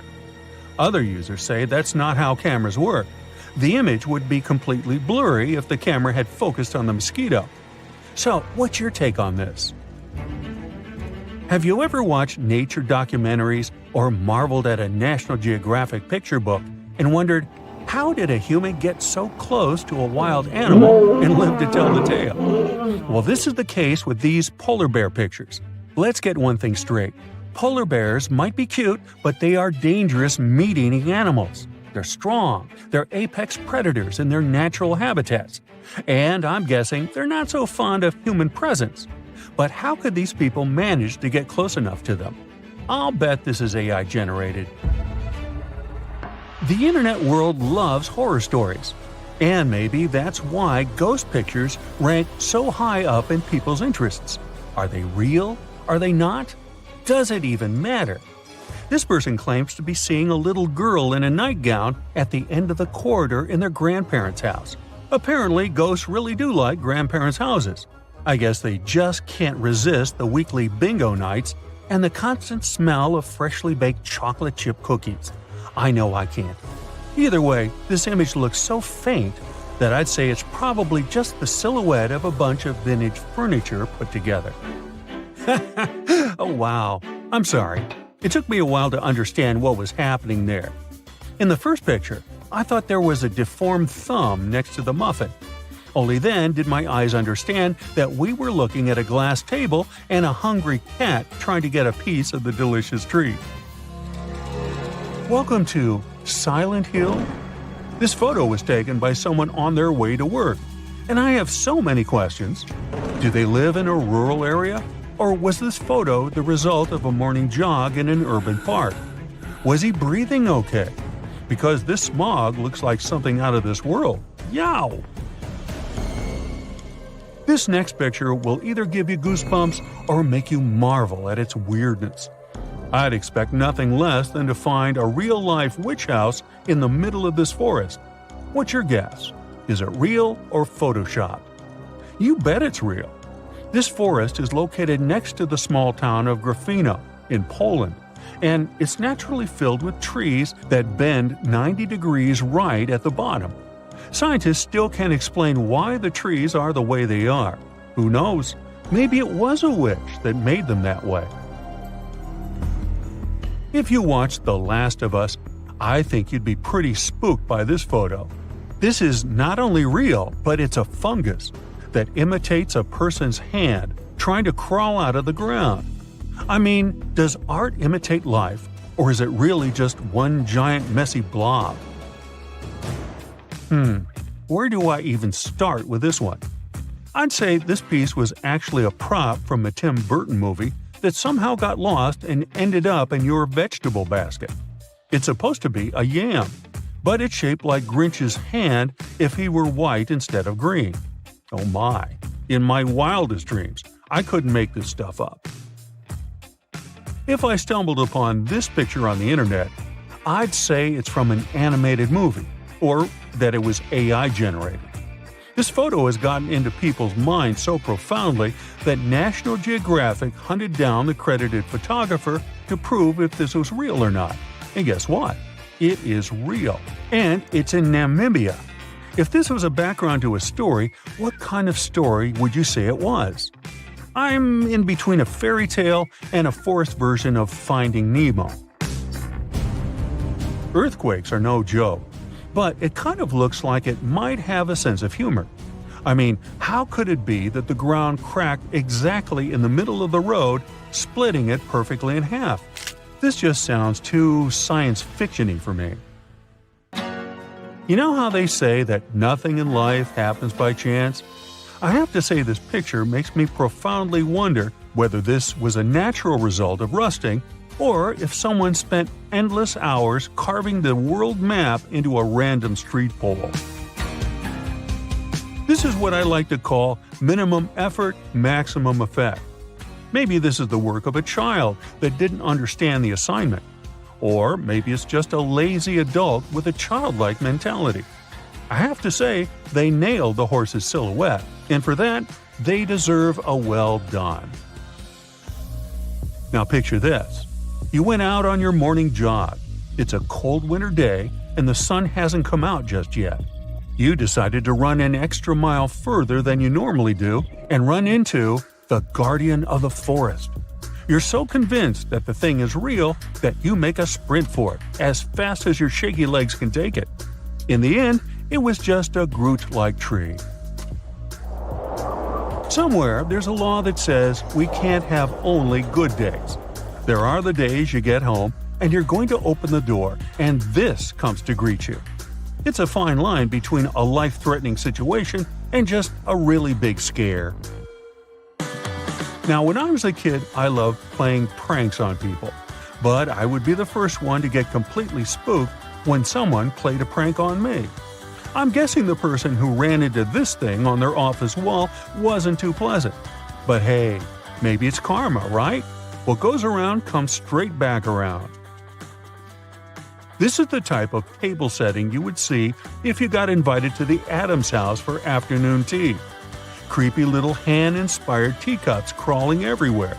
You got to have a good stomach to take this one smoothly, huh?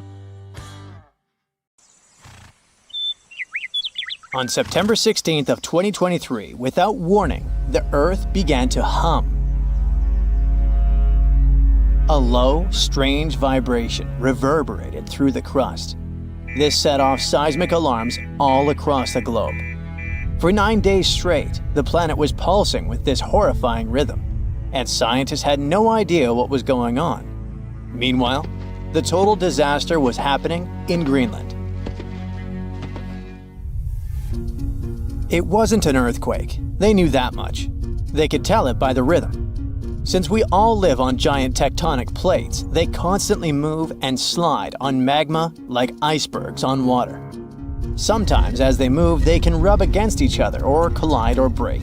In any case, all this causes an incredible release of energy that sends shockwaves through the ground. That's when we feel the ground literally shaking, and it's what we call an earthquake. These vibrations we feel are called seismic waves. Seismometers pick them up as pings or rumbles. In a typical earthquake, they create a bunch of different frequencies. It's a crazy chaotic mix of low and high frequencies, like smashing every piano key. What was weird about the Greenland event is that the signals weren't like that at all. It was a steady, single-frequency vibration, as if some ancient machine was stirring beneath the earth. It's like one piano key being struck over and over, creating a doom-like, repetitive sound. Turns out, what they were hearing wasn't the noise of tectonic plates going wild. It was a phenomenon seismologists had never seen before. The days passed, and the mysterious noise just kept going. The vibrations repeated every 90 seconds, echoing around the world. The hunt for answers was growing more desperate. Seismologists had no idea what they were dealing with. They had to gather a huge international team of 68 people from 15 countries. All these scientists were gathering seismic data, satellite images, and doing some advanced math for several days, until they finally realized who the culprit was. Water. It all happened in a remote, desolate region of East Greenland. This place is full of fjords, narrow inlets of the sea between high cliffs, kinda like deep water-filled valleys surrounded by towering rocky sides. In this area, surrounded by jagged peaks and icy waters, the air was still. The landscape seemingly frozen in time. Nothing here changed much for years. Until one day. A colossal landslide has unfolded in the Dixon Fjord. One of those steep mountainsides towering over the fjord at almost 4,000 feet high collapsed in a massive landslide. Picture a huge chunk of this mountain crumbling and crashing down into the fjord below. This sent a deluge of rock and ice crashing into the water. The impact was just apocalyptic, 882 million cubic feet of debris. That's enough ice and rock to fill 10,000 Olympic-sized swimming pools, or 10 Great Pyramids of Giza. And all this nightmare hurled into the water with such force that it kick-started a tsunami about 360 feet high, taller than the Statue of Liberty, into the air. What's crazy is that this incredibly powerful wave was trapped in the fjord by narrow cliffs, unable to escape. It's like water sloshing in a closed bathtub. For 9 days, the mega tsunami continued to churn through it. That's why we heard this endless hum. It was a rhythmic back and forth of the water slamming against the walls. The shock waves were rippling deep into Earth's crust, vibrations so strong that they were picked up by seismometers around the globe. This was a phenomenon so rare, so unprecedented, that it left scientists stunned. It turned out to be a perfect storm of elements. A glacier, weakened by years of warming, could no longer bear the weight of the mountain above. This collapse was inevitable, and the chaos literally shook the Earth to its core. And people often hang out in this area with cruise ships passing by. We're lucky that no lives were lost in the disaster. It was a close call though. A tourist ship stranded in the area just 2 days before narrowly escaped the tsunami's reach by pure luck. But it doesn't mean there were no losses. The waves destroyed a nearby Inuit site, which was there untouched for over 200 years. They also swept away the huts at a research station that were about 43 miles away. The vibrations traveled from Greenland to the South Pole in less than an hour. That just shows how dangerous events like this can be. And this isn't the only place where such catastrophes are happening. In the beautiful California community of Rancho Palos Verdes, the ground is shifting so quickly that it's tearing homes apart. The land there has always been kinda unstable. It has some unique geology. It's built on soft, clay-rich soil and sits on a geological fault line, which makes it prone to landslides. This means that this land is prone to slow, natural shifting over many years, even when no crazy weather is happening. It's been like this for decades, but usually it's slow and pretty manageable, like about a foot a year. Imagine a tree that you played with as a kid moving 20 feet to the left as you grow up. For decades, residents adapted. They built their homes on adjustable beams. This helped the houses to move with the land, and that strategy worked well until now. Recently, things have been getting much worse in the community. Now, the land is moving by a foot in a single week. That would be like if the same tree moved almost 960 feet since you were a child. The past 2 years have also caused some heavy rains, and the weather has been getting worse. This increased water content in the soil. The land became heavier and more prone to rapid movement. Now, this once idyllic seaside escape turned into a disaster zone. Cracks have appeared in closets, gardens, and roads, growing larger with each passing day. Streets that were once smooth are now buckled and twisted, with roads turning into a crazy theme park. Houses that once stood firm are being ripped from their foundations, some of them split in half. One of the houses had its front door 8 feet off the ground. Entire neighborhoods have been plunged into chaos. Utility companies had to switch off gas and electricity indefinitely to prevent potential disasters. The hardest hit is the coastal neighborhood of Portuguese Bend, where residents are living on the edge. Literally. It always had amazing ocean views and cool sea breezes, with horses and peacocks still wandering the tree-lined streets. But now, it's like an earthquake hit. Only this time, the earth isn't stopping. For many, this place feels like paradise, if only the land would stop shifting beneath their feet. So the locals don't give up. Some of them had to leave, but many are determined to stay and fight, despite the destruction. But they still have to pour in hundreds of thousands of dollars to save their properties. People have installed generators to keep the lights on and set up sewer systems and pumps to drain the groundwater causing the landslides. Some say that the only way for these neighborhoods to survive might be to go completely off-grid, installing power walls to store energy and stuff like that. People are trying their best to run the sewer system off generators. They hope that they could get rid of this water in the soil that's causing these hellish landslides in the first place.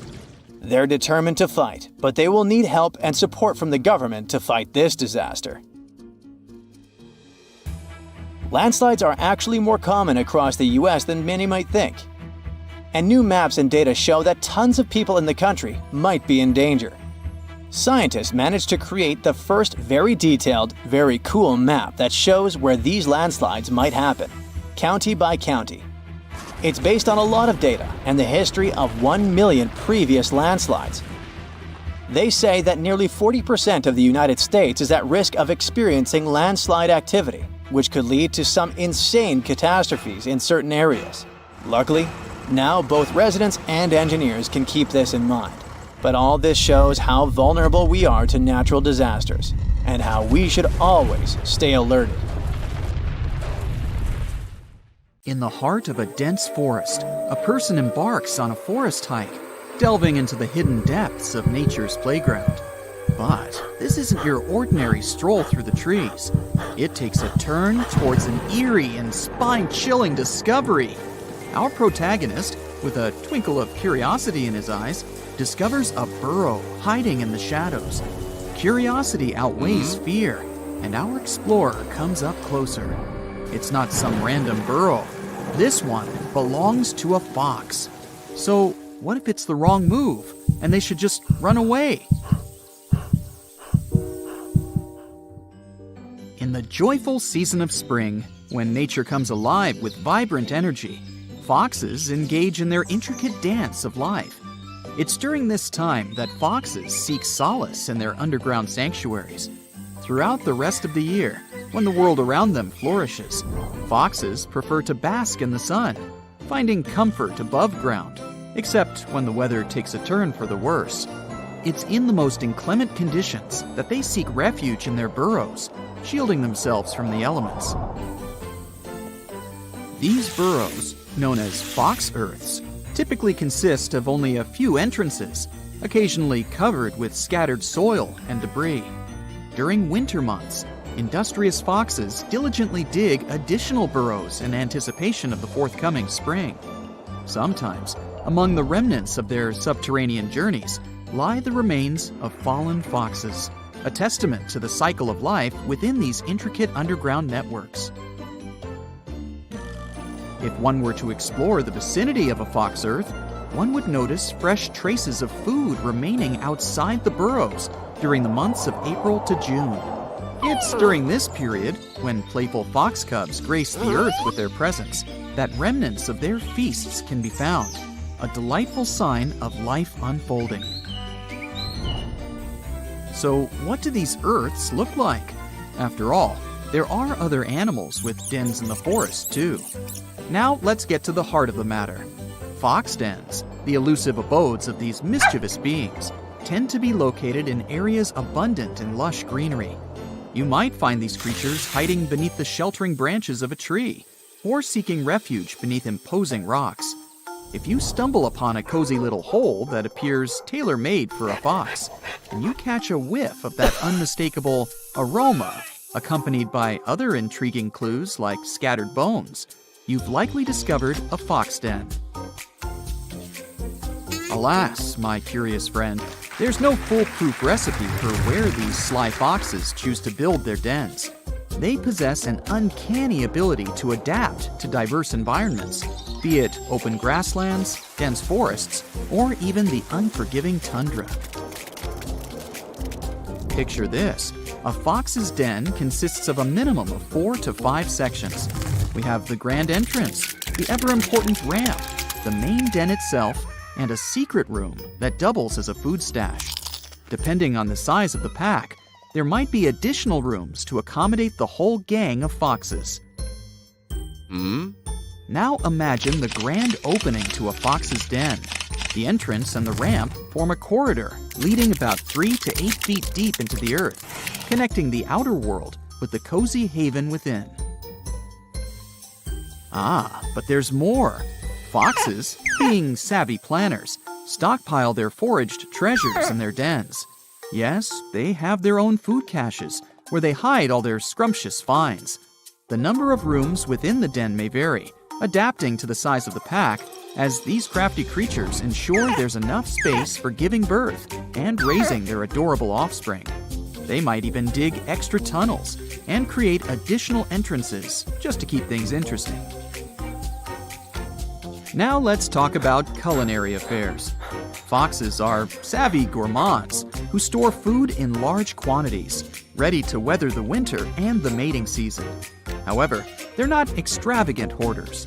They usually stash away just enough to last them a few days, considering they don't dine on fresh prey every single day. Berries and fruits often grace their storage chambers, while any delectable meat takes center stage in their culinary adventures. Curious about the proximity of fox dens to one another? Well, if the land is bountiful with abundant food and fresh water, you might stumble upon 2 or 3 fox dens within a 10 square mile radius. But if resources are scarce, you might have to expand your search to cover a sprawling 20 square miles to find just one den. But the saga doesn't end there. Foxes, true to their resourceful nature, often have multiple dens.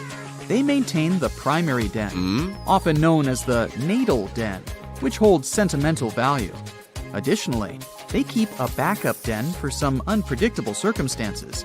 And let's not forget their knack for claiming abandoned or borrowed dens as their own. Such clever tricksters, aren't they? Now, let's talk about these marvelous creatures themselves. Foxes come in a delightful array of species, sizes, and variations scattered all across our planet. But the star of the show is the red fox, found on every continent except frosty Antarctica. While most foxes prefer the tranquility of rural landscapes, don't be surprised if they venture into the realms of urban and suburban dwellings, where their path might cross with humans. The encounters between a fox and a human. A tale of two extremes. Some kind souls attempt to win over these animals, offering them tidbits and coaxing them into their palms. On the other hand, there are those who tremble at the mere thought of a fox, fearing their crafty and ferocious nature. Now picture this scenario. What if a fox approaches you or launches an attack? Typically, foxes pose no threat to humans and harbor no ill intentions. They prefer to feast upon small mammals or livestock, reserving their aggression for hunting or self-defense. Yet, there have been reported cases of foxes crossing paths with humans, including incidents.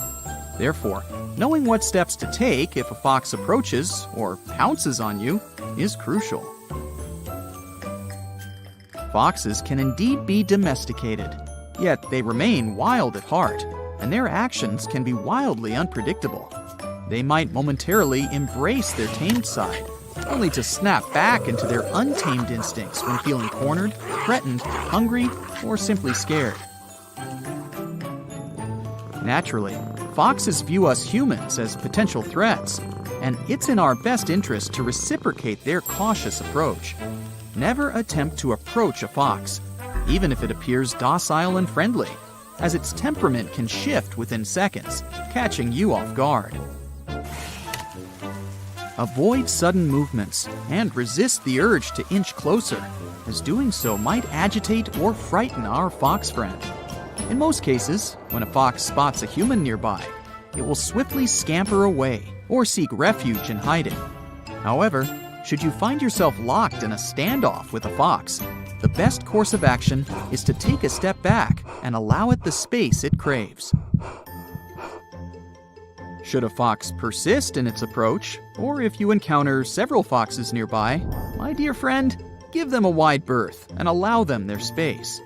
Refrain from approaching or attempting to feed them, especially by hand. Let them carry on with their foxy affairs while you observe them from a distance. In a situation where a fox becomes trapped, such as finding its way into a room, I implore you to remain calm. Avoid raising your voice or causing unnecessary commotion, as it may provoke the fox to attack. Instead, remain silent, keep a safe distance from the creature, and provide it with an escape route. Ensure the doors and windows remain unobstructed, granting the fox the freedom it seeks. In due time, it will make its swift exit.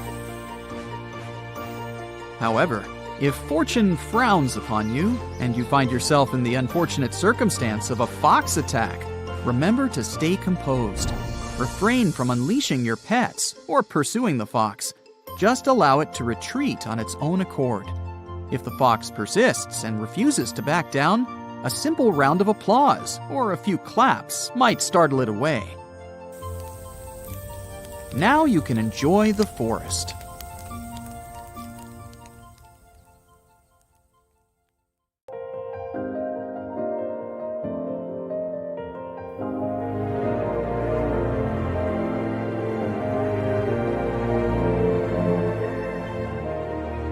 Welcome to Nome, a small town located in the south of Seward Peninsula on the west coast of Alaska. If you live here, I'll bet you say there's no place like Nome. Well, maybe not. It's cold and snowy here, and no roads connect this town with other settlements. And with the onset of night, locals have disappeared here without a trace. Perhaps that's why only 3,500 people live here. Well, let's investigate this case. People disappear in cities for assorted reasons, but it was Nome who attracted the attention of the public. From 1960 to 2004, some 24 people went missing there. That number is statistically too big for such a small population. People just didn't come home in the morning, and no one knew what had happened to them. All the locals in small towns like Nome know each other. There are almost no strangers here, as it's difficult to get to Nome. There are no roads and no ferry crossing. All roads from Nome break off and lead to beautiful natural landscapes unspoiled by human mammals. You can get there and back by plane. And this is not some passenger jet, but a small biplane. Another way to get there is by snowmobile. By the way, Nome is the ultimate point of the famous dog sled race, the Iditarod. Also, you can pay locals from neighboring villages and towns to bring you to Nome by motorboat. But despite this, the town has become quite famous. The frequent disappearance of people finally got needed attention. The whole world found out about Nome, and in 2009, Hollywood even made a movie about it. For a long time, no one could solve the mystery. The police had no clues, no witnesses, nothing. There are long, cold nights here in winter, and the air becomes so cold that a glass of water freezes in minutes. Snow can fall constantly. Therefore, if someone leaves the town at night, snow will sweep all traces away by the morning. Of course, people began to come up with their own theories. The most popular one was about someone who took people away by force. The police didn't find any evidence that some person could do it. So, if it's not a human, it could be some beast. And again, police found no evidence to support this version. After that, people started thinking that creatures from other planets caused these disappearances. Many locals were sure that the town was a popular destination for extraterrestrial spaceships. The plot of the Hollywood movie, The Fourth Kind, was based on this version. More time passed. Finally, the police and the FBI launched a large-scale investigation, and they uncovered the truth. They realized that the stories about missing people were exaggerated. The popularity of Gnome and the constant talk about fantastic things made people believe in the reality of these versions. Now, let's assume that some of the appearances were made up. But still, many people are gone. What about them? The answer is bars and harsh weather. Entertainment venues are open at night. Some locals have fun, leave the bar, and go home. At this moment, a heavy snowstorm begins. Visibility drops to zero, and the strong wind knocks you down. This way, a person might simply get lost. And that's it. The truth turned out stranger than most versions.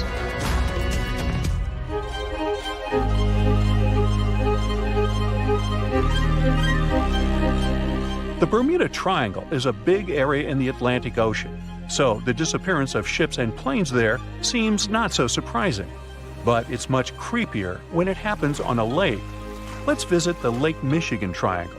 It's located between Michigan and Wisconsin. For a couple of centuries, terrible things have been happening here. People put the same legends around this place as around the Bermuda Triangle. They reported unexplained phenomena and saw flying objects above the lake's surface. Some believe that the triangle is a time portal. Of course, no theories have been confirmed, but strange cases have occurred on the triangle territory. One happened in 1950, when a Northwest Airlines plane with 108 passengers disappeared without a trace during a flight over the lake. Police officers saw a red light over the lake 2 hours after the plane's last communication. The aircraft probably crashed, but rescuers didn't find any passengers or wreckage. All that's left was just an oil stain on the water. Many ships and boats disappeared there, but one of the strangest cases occurred on April 28, 1937. It was midnight. One ship was sailing through this lake. Captain George Donner went to sleep in his cabin after a hard day's work. 3 hours later, the vessel was approaching the port. One of the crew members went to the captain's cabin to wake him up. The door was locked from the inside. The assistant knocked, but no one answered. When he suspected that something had happened to the captain, the assistant unlocked the door. He got into the cabin, but there was no captain there. He seemed to have disappeared into thin air. The crew couldn't find him. Since then, the eerie disappearance of Captain George Donner remains unexplained. Meet David Paulides. In 2008, he finished his career as a police officer and began to study the mysterious disappearance of people in Europe, the USA, and Canada. He found out that most people went missing in the U.S. national parks. Over the past 150 years, more than 1,100 tourists have vanished there. Many of them were experienced travelers who knew how to survive in harsh wild conditions. David has written about these mysterious vanishings. He pointed out that some of them didn't disappear, but were found alive.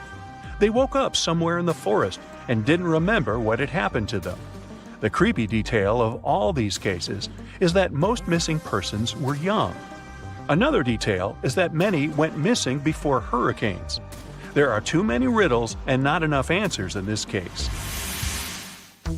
Then there's the Sargasso Sea in the northern part of the Atlantic Ocean. This is the only sea that doesn't have shores on land. It's called the sea only because it's defined by ocean currents. Also, golden brown algae grow in this area's bottom, making it seem like an orange spot in the middle of the endless ocean. The Sargasso Sea became famous because, in the 19th century, one of the most famous phantom ships in history sailed here. In 1872, a brigantine sailed through the Sargasso Sea. Its captain spotted another ship a few miles away. He lit a signal fire, but received no response. Then the captain decided to sail closer to find out what had happened. On the hull of the mysterious ship was the name Mary Celeste. The captain of the brigantine and several crew members went on board. They walked around the deck and looked into the cabins and the hold. Everything was in place, but there were no people. The cargo and barrels remained untouched, so pirates didn't attack the vessel. The only damaged thing on the ship were the sails. They were torn to shreds. All documents except the logbook were missing from the navigator's cabin. The last logbook entry was added on November 24, 1872. The crew of the ship was never found, and this was one of many cases. In the 20th century, from the 60s to the 80s, there were many reports of empty boats and yachts floating on the sea. Also, some entire ships disappeared without a trace. All these cases still remain a mystery. According to one version, the four-sided current forms water funnels. Whirlpools can quickly pull a ship into the depths of the sea. This explains the disappearance of boats. But what about cases when the vessel is still on the water without a crew? Sometimes these whirlpools can create wind vortices. They're like little tornadoes. What if these whirlwinds are powerful enough to throw people overboard and tear the sails? Yeah, the theory seems too fantastic. So, what do you think happened?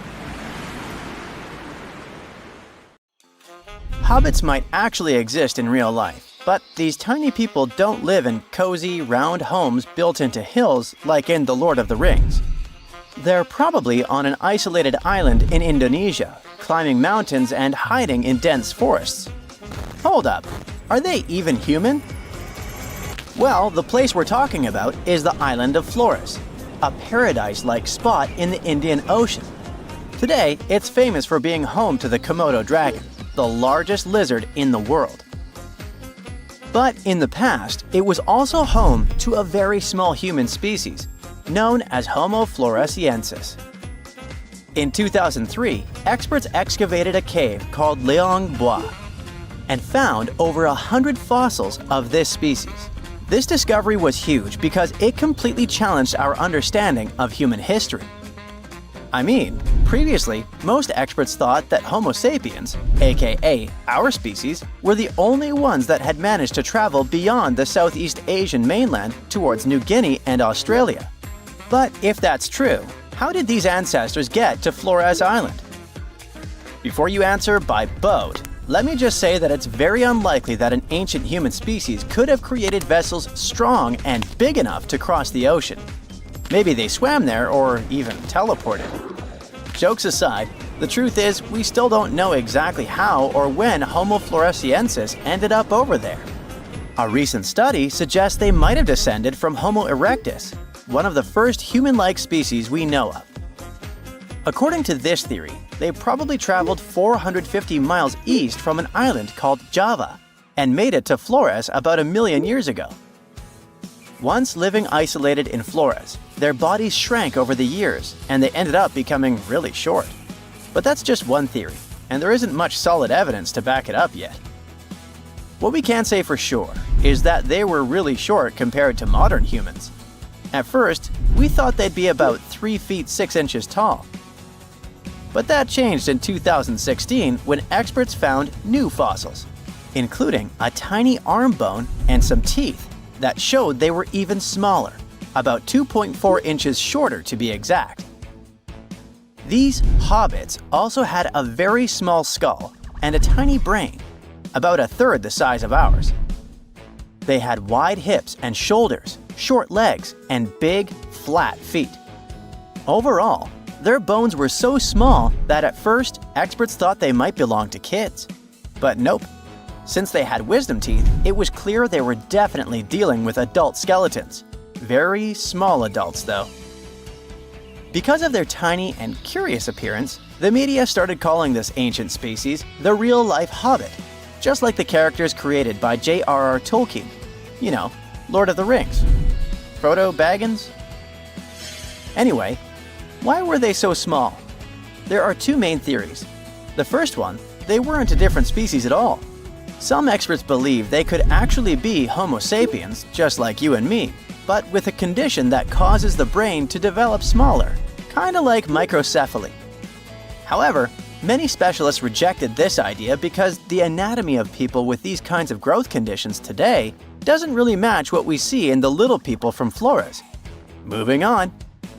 The second theory is something people call island dwarfism.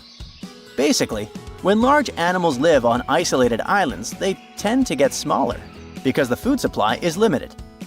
For example, there's this dwarf elephant that lived in Sicily and Malta a long time ago, and it only measured about 3 feet tall. Meanwhile, its relative on the European mainland was about 13 feet tall. With a pocket-sized body, these animals need less food, which means they have a better chance of surviving on an island. Another factor that leads to this type of dwarfism is that these animals don't have to worry about defending themselves from large predators. I mean, if you're on an isolated island with no lions or tigers around, there is really no need to be huge. So this could be what happened to the Hobbit people. Studies show they lived in Indonesia at least 100,000 to about 50,000 years ago. But after surviving for so long, these short people mysteriously disappeared. It's possible that they vanished after 8 massive volcanic eruptions hit that region. This idea came up after researchers found a thick layer of volcanic ash right above where the fossils were first found.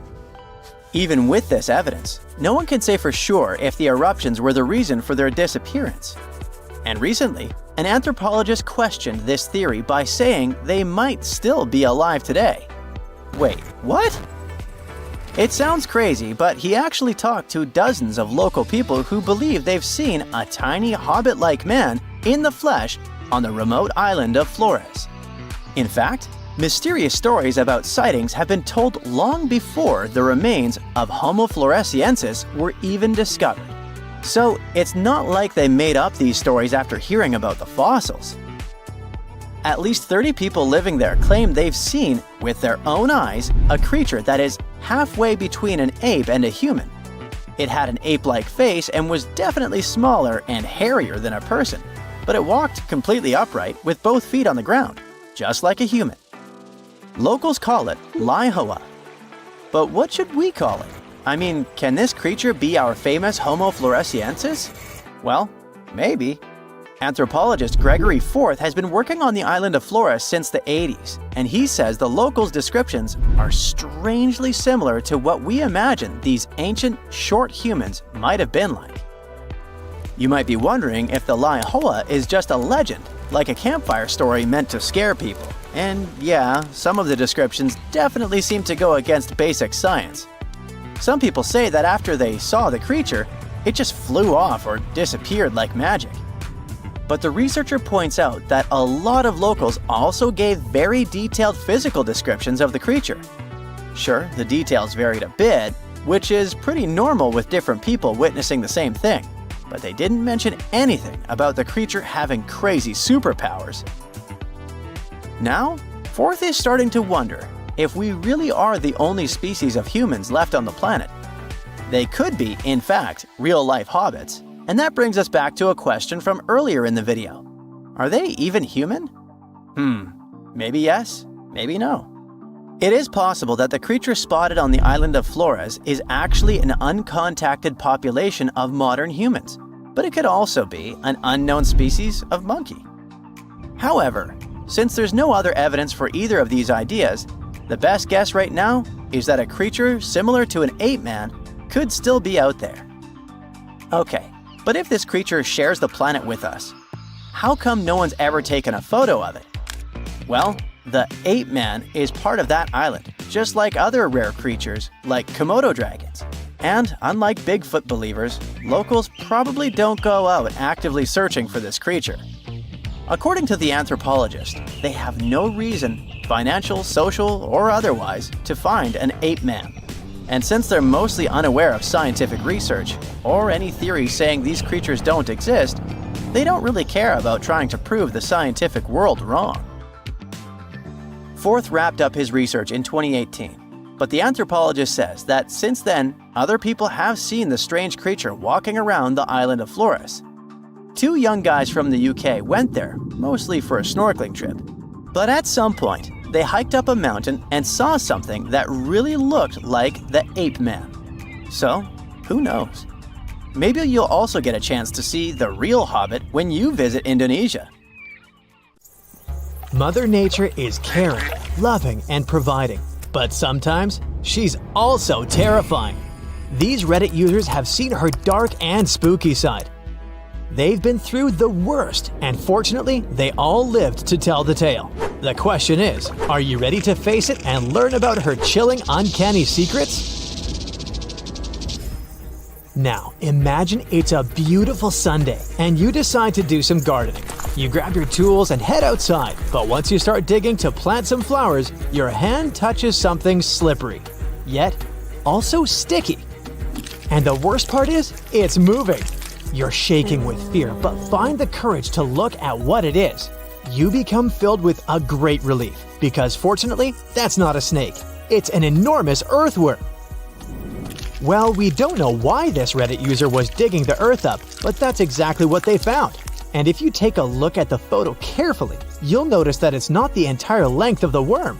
Some part of it is still underground, so it's actually even longer than it appears to be. Here are 2 fun facts about earthworms for you. The first one is they can regenerate to some degree if you cut them in 2. And in some species, you can even end up with 2 worms. And the second one is, the longest earthworm ever recorded was 21 feet in length when naturally extended. So, this guy hadn't even seen the worst. Take a look at these 2 crows standing on a fence. Do you notice that one of them is hiding a bone in its beak? Well, it's kind of spooky. In almost every gothic novel, crows and ravens are bad omens. Well, we all know this is just superstition. But it may actually have originated from the fact that crows are extremely intelligent and cunning. They can recognize individual human faces. They can gossip about you to the other crows. They use tools to solve problems, and they can plan for the future. But the most interesting thing is, they can hold grudges against people who are cruel to them, and even pass those to their offspring. The same goes for people who are kind to them as well. Once they love you, they'll be your friend for a lifetime. So, this Reddit user must have done something right to be rewarded by these crows. Now, let's take a look at the photo that the next Reddit user shared. The tiny pearl-like things you see on the kitchen window are no gemstones, they're actually eggs. But of what exactly? That we may never know, but plenty of Reddit users in the comment section say they might be moth eggs, or stink bug eggs. Either way, it seems like the person who posted the photo needs to do some thorough cleaning to get rid of them. If you're having the same kind of problem at your house, here's a tip on how to get rid of moths. Wash and scrub any areas you found larvae or eggs with a vinegar and water solution. If you have stink bugs, add dish soap to that mixture. Okay, this next photo was not originally shared on Reddit, but it's certainly worth mentioning when it comes to how scary nature can be. The photo is captured by a woman driving home in Minnesota. And let me tell you, this is not photoshopped or edited in any way. I bet it reminds you of that wave scene in Interstellar, right? One Reddit user even called the photo Cloudception. Guess all of us can agree there's some sort of Christopher Nolan movie vibe going on there. The lady who took it, on the other hand, officially named it Ocean in the Sky. Well, that fits too. One meteorologist said the photo is so rare and unique that there are clouds in it that even she herself had never seen before. So it's no wonder it went viral on social media platforms. Let's be honest, each one of us probably drew a lightning bolt on our forehead and pretended to be Harry Potter at least once in our lives. But the next photo one Reddit user shared might change the way you view lightning bolts. The truck you see there, which belongs to their coworker, got struck by lightning. But as you might have guessed, the damage was done by fire. The user says the truck burned for about 10 minutes at a super high temperature before it was put out by fire extinguishers. So, it was not instant damage. To all the comic book fans out there, this is your reminder to not attempt any lightning bolt experiments to become the Flash. This wind turbine looks so sad it's almost heartbreaking to look at, right? Well, the story behind it is upsetting indeed, but in a scary way. The Texan Reddit user who posted this photo explains that the wind turbine was hit by a tornado. But these comments might cheer you up and get your mind off of how frightening tornadoes can be. One Reddit user says the wind turbine looks like its mom told it can't go to the thing. Another one suggests that the tornado took things personally and got revenge on the wind turbine for thinking it can harness the power of the wind. And one other describes the wind turbine to look like a giant robot palm tree. What's worth mentioning here is that it's a good thing the blades of the turbine didn't snap off, because if they had, the consequences would have been much more destructive. This next one might be the weirdest yet. Those toes don't belong to a forest gnome or any other fantastical creature, even though this photo sure looks like it's out of a fairy tale. And I know you're thinking about it, so let me just clarify that it's not a zombie trying to crawl its way out of the ground either.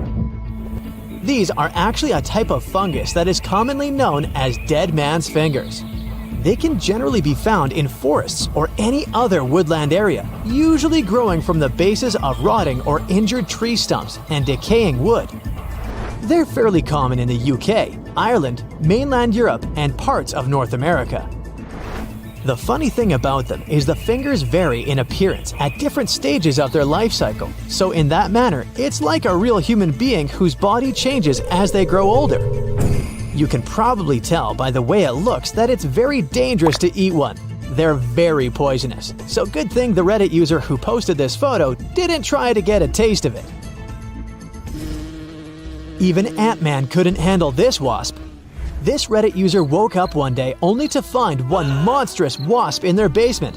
Look at that giant stinger it has! It almost seems like no beekeeping clothing would protect you from it. This species of wasp is called cicada hawks, which is due to the fact that they hunt cicadas and provision their nests with them. They can be found in the eastern and Midwest US, as well as in southern parts of Mexico and Central America. Female cicada hawks use their stings to paralyze their prey, rather than to defend their nests. Unlike most other wasps and bees, they do not sting unless they're handled roughly. On the other hand, male cicada hawks only fight with other insects and cannot sting. And in case you're wondering, they're generally not aggressive towards humans and usually fly away when swatted at. Phew! The last Reddit user we have for you today used to keep their duck eggs in the pantry. One day, they went and checked the place after hearing a lot of noise coming from there. And what they found was 2 snakes wrapped around the eggs. Well, at least the ones that the snakes didn't eat yet. But the crazy thing is, when the Reddit user got rid of them both and came back, they found another one in there. And this time, there weren't any eggs left. If only they could speak parcel tongue, things would be so much easier. What do Paris Hilton and Chris Hemsworth have in common? Well, apparently, they both want to bring animals back to life. But we're not talking about making your favorite pet live forever. Nope. These celebs are actually helping a science company bring back animals that no longer exist, like the mammoth, the Tasmanian tiger, and even the iconic dodo. If everything goes according to plan, these fascinating creatures could be walking among us again by 2028. This groundbreaking effort is led by a company called Colossal Biosciences. At this very moment, they're working on a way to revive the core genes of animals that disappeared from Earth ages ago. The idea is to replicate those genes using DNA from a close, living relative. If that's all Greek to you, don't worry. We'll break it down a bit later. So, the mammoth is one of the animals they plan to bring back, and people are especially hyped about it. These incredible, massive creatures roamed parts of Africa, Europe, Asia, and North America until about 4,000 years ago. Some people might mix them up with modern elephants, but there are some key differences. For starters, they had huge curved tusks that curled inward and were used to dig for food. They also adapted to survive in freezing climates, like having 2 layers of thick fur to keep their blood warm. But mammoths and elephants do have a lot in common. The woolly mammoth shares 99.5% of its genes with its closest relative, the Asian elephant. That's huge because it means that mammoths are genetically closer to Asian elephants than Asian elephants are to African elephants, for example. The company's bold plan is to create a living, walking elephant-mammoth hybrid that looks just like the ones that used to roam the planet. This animal will look like, walk like, and even sound like a woolly mammoth. But most importantly, it'll be able to live in the same ecosystem that the mammoth left behind. If the scientists succeed in bringing back enough of these creatures, one of their big goals is to help restore the Arctic tundra ecosystem. But how do they actually plan to create the mammoth? Here's their plan. First, they need to find well-preserved samples of woolly mammoths in places like Alaska, for example. Then they'll need to sequence the mammoth's genome and the genome of its closest relative, the Asian elephant. The next step is to identify the important genes that made the woolly mammoth perfectly adapted to cold temperatures, like its shaggy hair, curved tusks, and dome-shaped cranium. In other words, they need to identify which genes make the mammoth, well, the mammoth. Now comes the interesting part. They will use top-notch gene editing tools, kind of like scissors, to cut the Asian elephant DNA and replace those spots with the mammoth sequence. This will allow them to create a new cell line and, later, an embryo. This embryo will grow inside a healthy female Asian elephant, who will be the surrogate. And just like that, a new, cold-adapted elephant will be born. Or at least, that's what scientists hope. Specialists predict that this Mammoth 2.0 could be on Earth as early as 2028. The reason it will take a while is that their gestation period is around 22 months. But if that deadline feels too far for you, there is actually a chance we could get a surprise a lot sooner. That's because some of the other animals they plan to revive have a much shorter gestation period, like Australia's thylacine, also known as the Tasmanian tiger. The company is also doing whatever it takes to give this animal a second shot at life. And the good news is that the process seems to be well advanced. Recently, the group announced that the Tasmanian tiger's genome is about 99% complete. This animal was native to the Australian mainland and the islands of Tasmania and New Guinea. A big part of the Tasmanian tiger population disappeared over 3,000 years ago. But about 5,000 of them kept roaming around until pretty recently. It's believed that the last thylacine passed away in 1936. To revive the Tasmanian tiger, scientists first need a sample of the ancient animal. So they took RNA molecules from a 110-year-old preserved head that had been kept in ethanol. The team was really lucky because it's rare to find old samples that are so well preserved, allowing scientists to use advanced DNA analysis techniques. And by that, I mean they did a full, complete analysis. By studying RNA samples from important tissue areas like the tongue, nasal cavity, brain, and eyes, experts were able to learn a bunch of interesting things about the Tasmanian tiger. They could figure out how its brain worked, and also what this beast could smell, see, and taste. By the way, these semi-nocturnal animals had a special appetite for small rodents, lizards, and birds. After finding the perfect sample, the process of reviving it will be pretty much the same as with the mammoth, but with an elephant as a DNA donor, of course. In the case of the Tasmanian tiger, its closest living relative is a small marsupial called the fat-tailed dunnart. Even though this animal is small, it is a ferocious carnivore. So experts believe the whole DNA editing process will work just fine with its sequence. Their goal is to turn a fat-tailed dunnart cell into a thylacine cell. To accomplish that, they did more than 300 unique genetic changes into a dunnart cell. So there is no doubt they're pushing all the boundaries to make the dream of reviving animals a reality. This project also plans to revive the iconic dodo. You know, that funny-looking bird from the paradisiacal island of Mauritius in the Indian Ocean? And here, things get a little trickier, since we don't know much about this creature, which has origins that go back about 23 million years. Basically, the only clues we have about what dodos looked like when they were alive come from a handful of drawings, paintings, and written descriptions from the 17th century. But since those pictures are all pretty different from each other, and only a few of them were based on real live dodos, we're still not 100% sure what they actually looked like. And as for how they behaved, well, we don't know much about that either. That's why reviving this long-absent legend will be super interesting and really enlightening. The sample they used to extract an old dodo genome came from a skull in the collection of the Natural History Museum of Denmark. And the dodo's closest living relative, which will provide the host cells, is the Nicobar pigeon, a gray bird with colorful features found in the Andaman and Nicobar Islands in India. If everything goes smoothly, in a couple of years, we might see the fabulous and iconic dodo with our own eyes.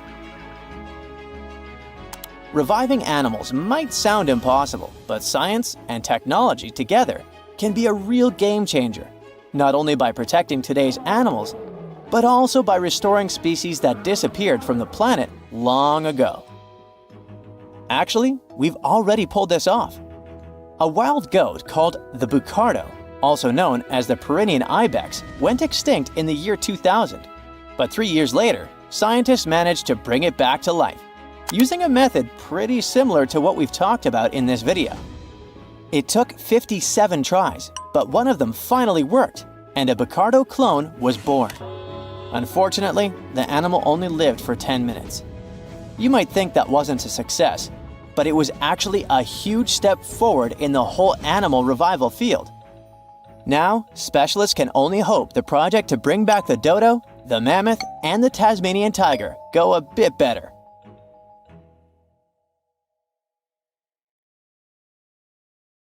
Thousands of years ago, a huge meteor weighing 2 million tons crashed into Earth at a speed of around 56,000 miles per hour.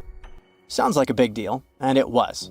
It actually created Lonar Lake in Maharashtra. When you see it from above, it might look like any other lake, but the sand there is magnetic, and it makes compasses go haywire. First off, it's a soda lake. Nah, it's not filled with Coke. It's just another name for an alkaline lake. The pH levels there vary from 9 to 12, whereas humans enjoy ranges from 6.5 to 8.5. So it's not really advisable to bathe there, not to mention to drink such water. There's a little round dip about 2,300 feet away from the main lake, which folks think was made by a piece of the main meteor. Near this lake, there's a Hanuman temple that has an idol carved from rock, and it's said to have some pretty strong magnetic vibes. Also, local farmers are draining water from Ambar Lake. Sometimes people refer to this lake as Chota Lonar, which means Little Lonar. This nearly perfect oval is one of only 2 natural craters in the world made entirely from basalt, a dark, finely textured volcanic rock. The water there is 7 times saltier than ocean water, and sometimes the lake can turn pink due to particular bacteria. Whenever you open up a tap to fill a glass of water, water goes from top to bottom because gravity, duh. It's hard to imagine it acting the other way around, but turns out there are many waterfalls that can defy gravity and go in the opposite direction. That's called a reverse waterfall, and it happens when super strong winds whip through a waterfall, pushing the water back up.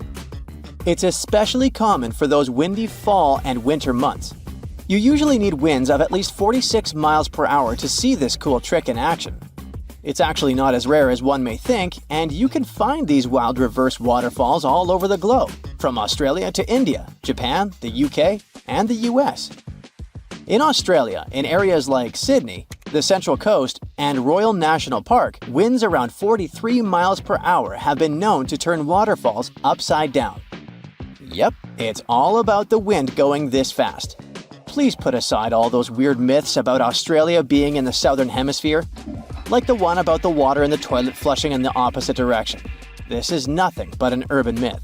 In India, near Mumbai, and in places like Sandan Valley and Amboli Hills, waterfalls get blown upward during the monsoon.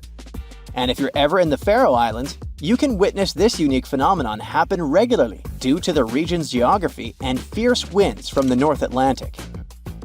Magnetic Hill in Ladakh, India, is a fascinating spot, sitting at about 14,000 feet high, right along the Srinagar-Leh Highway, just 16 miles from Leh City. It's known for a quirky gravitational trick where parked cars mysteriously roll uphill when left in neutral, defying logic and catching the attention of visitors from all over. Locals have their own myths, viewing it as a path between heaven and earth. You'll want to stop by between June and September when the weather is just right and the optical illusion effect is at its peak, typically from 8 a.m. to 5 p.m. In Brazil, there's this street called Rua do Amendoim that seems to defy the laws of physics, leaving many puzzled as they walk or drive down it. Locals affectionately call it Peanut Street, and there's never a shortage of parking spots. That's mainly because if a car is parked without the emergency brake, it starts to roll uphill all on its own, picking up speed as it goes. People have all sorts of wild theories about why this happens. Some say the hill is haunted, while others think there's a huge iron ore deposit beneath it pulling cars up like a magnet. But believe it or not, the truth is that this strange occurrence is just an optical illusion. The street looks steep, but it actually has a slight dip. So while it seems like cars are rolling uphill, they're really just going downhill. Still, that hasn't stopped folks from filming countless videos of this quirky sight. Located on the beautiful Black Sea coast, Eerie is a chill beach resort town known for its unique magnetic sands that are all about health and wellness. These sands have been getting attention for their healing powers since the 1800s, helping people tackle various health issues. Eerie's magnetic sand is packed with minerals like magnetite and quartz. It's got an unusual magnetic content of about 23%, making its magnetic field way stronger than that of regular sand. The Hessdalen Lights are mysterious glowing orbs seen in a 7-mile stretch of the Hessdalen Valley in central Norway. These lights have been popping up since at least the 1930s and can be spotted both day and night. They usually shine in bright white, yellow, or red and can hover, move quickly, or sway gently. Their appearances can last from a few seconds to over an hour. Though there were many sightings, especially between 1981 and 1984, the frequency has gone down to about 10 to 20 a year as of 2010. Various groups, like Project Hessdalen, have tried investigating these lights since 1983, using methods ranging from field studies to scientific research. As for what these lights actually are, no one really knows for sure. Some sightings have been explained away as things like car headlights or astronomical objects. One theory suggests they might come from a chemical reaction involving airborne dust from local mines. Another idea is that they could be clusters of particles interacting in a specific way due to the area's geology. Some researchers have even proposed that the lights might be a result of piezoelectricity due to certain rock types in the valley. Other theories include complex interactions between electromagnetic waves and dust, which could explain the light's unique shapes and colors. Saharan dust, which once even made its way to parts of the UK and left a red layer on cars, is full of naturally magnetic materials. On September 7, 2023, some folks noticed their cars were covered in reddish flecks because of the dust blown from the Sahara. A video making the rounds on Facebook showed someone using a magnet to lift the dust off their car. One commenter even got pretty heated, saying, "If you want to know what fell down last night, just grab a magnet and check this out," insisting it was metal, not sand. Naturally, this sparked chatter about how the dust's magnetic properties could be linked to chemtrails. But guess what? Experts are clear that magnetism is actually normal for Saharan dust. According to Professor Barbara Marr from the Center for Environmental Magnetism and Paleomagnetism at Lancaster University, the dust carries a mix of particles from the African ground and some air pollution as it heads to Europe and the UK. The red color is due to hematite, a weakly magnetic mineral. Sure, the dust can pick up some human-made magnetic particles along the way, but scientists say those are usually way less abundant than the naturally occurring ones. The whole chemtrails idea, which suggests planes are intentionally spraying harmful substances, is based on conspiracy theories that have been thoroughly debunked. In short, the presence of magnetic particles in Saharan dust, like that of hematite giving its reddish tint, doesn't back up the chemtrail theory at all. Not having the internet in 2024 seems sorta abnormal, right? When we talk about internet access, it primarily comes down to wired connections, mobile networks, and satellites. Fiber optic cables connect most of the world, except Antarctica, and many small islands. Mobile networks are also widespread, even in remote areas like the Sahara. You might find patchy access. For people in rural spots, satellite internet is often the best bet, even if it's slower. Still, there are a few truly isolated spots left. Deep caves, like Georgia's Krubera Cave, are internet-free due to their depth. And under the ocean, signals struggle to get through, making internet access poor or non-existent. It looks idyllic, a vast green field with granite cliffs in the background and a river flowing through the landscape. You can see birds flying and people having a picnic. But then, a scream cuts through the laughter. No, you're not watching some horror movie. This is what happened to a visitor who found a severed hand in Yosemite National Park. Running into crime scenes in national parks is unfortunately more common than you think. Yosemite, for example, holds a record of police investigations, making it the second most dangerous park in the U.S. Not only that, but this is also a pretty huge place, bigger than some countries like Samoa or Luxembourg. You can see why this is an ideal place for you to become a missing person photo on a milk carton. Out of everyone who went missing in Yosemite, Patricia Marie Hicks' case is, I think, the most disturbing one. Remember the hand I mentioned? Well, it was found in 1983 on Summit Meadow by a visitor. The police tried to find more clues about this crime evidence, but the case eventually went cold. In 1988, a skull was discovered, but again, the case got stuck. It was only in 2021, with the help of a genetic genealogy test, that the police finally confirmed this was indeed the remains of Patricia, a woman who had been missing since 1982. However, not every missing person leaves a trace.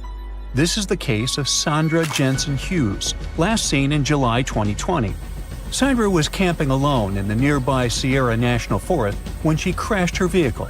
Passers-by offered help, but for some uncanny reason, she refused it. This was the last time anyone ever saw her. All her stuff was still at her campsite, except for her sleeping bag, found 2.5 miles north of where she crashed her car. Sandra is not the only person still being searched by the police. In fact, there are more than 30 cold cases of missing people in Yosemite alone, including a guy who separated from his group in 2011 at the top of Upper Yosemite Falls, a man who has been missing since 1972, and even a guy who vanished 116 years ago. In most cases, people disappear in circumstances less grim than the one involving Patricia Hicks, for example, but it doesn't make these cases less tragic. So what are the reasons why people go missing? First things first, Yosemite Park is the home to 9 waterfalls, including the biggest one in North America, standing at nearly 2,500 feet. Many people like to visit it to go fishing, kayaking, and hiking. However, the water stream velocity increases near waterfalls, and falling from a waterfall is not a Woody Woodpecker experience. You'll find yourself stuck in a powerful whirlpool or have an unpleasant meeting with rocks, most possibly a smashing one. Another natural reason may be that Central California is prone to extreme storms, which can make the river rise suddenly and even form waterspouts. One more famous attraction in Yosemite National Park are the mountains. There are more than 10 popular sites with heights that range from 4,000 feet to 10,850 feet. Some mountains are so tall, climbers must spend the night in a makeshift camp halfway up the granite wall. It is quite popular, and even though you need a special permit for these types of rock climbing, you don't need to be a pro to climb smaller mountains. This explains why so many people get hurt falling from tall places. Besides, rock climbing causes permanent damage to the mountains, and the valley is prone to rock falls. Now, if you're like me and are terrified of climbing, the second best option is hiking, which just so happens to be the #1 reason people fall in the first place. The hikes in Yosemite are some of the hardest hikes in California, and you can bet even an experienced hiker can make a mistake and get lost. In 2024, for example, the body of a former park ranger and pro hiker, Kirk S. Thomas Olson, was found after he tried to venture along an especially complicated trail. 20-year-old Grace Roloff also lost her life in 2024 after slipping and falling while descending Half Dome's climbing cables during a sudden thunderstorm. And finally, animals. About 300 distinct species live in Yosemite, and guess what? Wild animals are not your pets. If you're unlucky, you might wander into a mountain lion den, which is already bad enough, given that these animals are the type that silently stalk their prey. Not a fun way to go. But the ones you really should be afraid of are black bears. They usually only eat tall grass and berries, but they will break into your car, tent, or lodge if they smell food. And unlike mountain lions, black bears are not afraid of humans. Now, the National Park Service makes it clear that rescue is not a certainty and that you must be prepared to get yourself out of whatever trouble you got yourself into. But how do I do that, you might ask? Well, here are some pro tips to avoid getting caught in a tight spot. First, try not to do solo trips. If you really want to have a me time, then let others know about your plans, like all of them. Most of those people went missing because their families didn't know about their plans. Secondly, always pack an emergency supply bag with stuff like a flashlight, compass, knife, multi-tool, paracord, and a thermal blanket. Remember, you are not Bear Grylls, and real life is not a fun episode of Naked and Afraid. Although, if not careful, you might just end up like that. Heat is also a big problem in Yosemite, so stay hydrated and go for a hike during cooler parts of the day.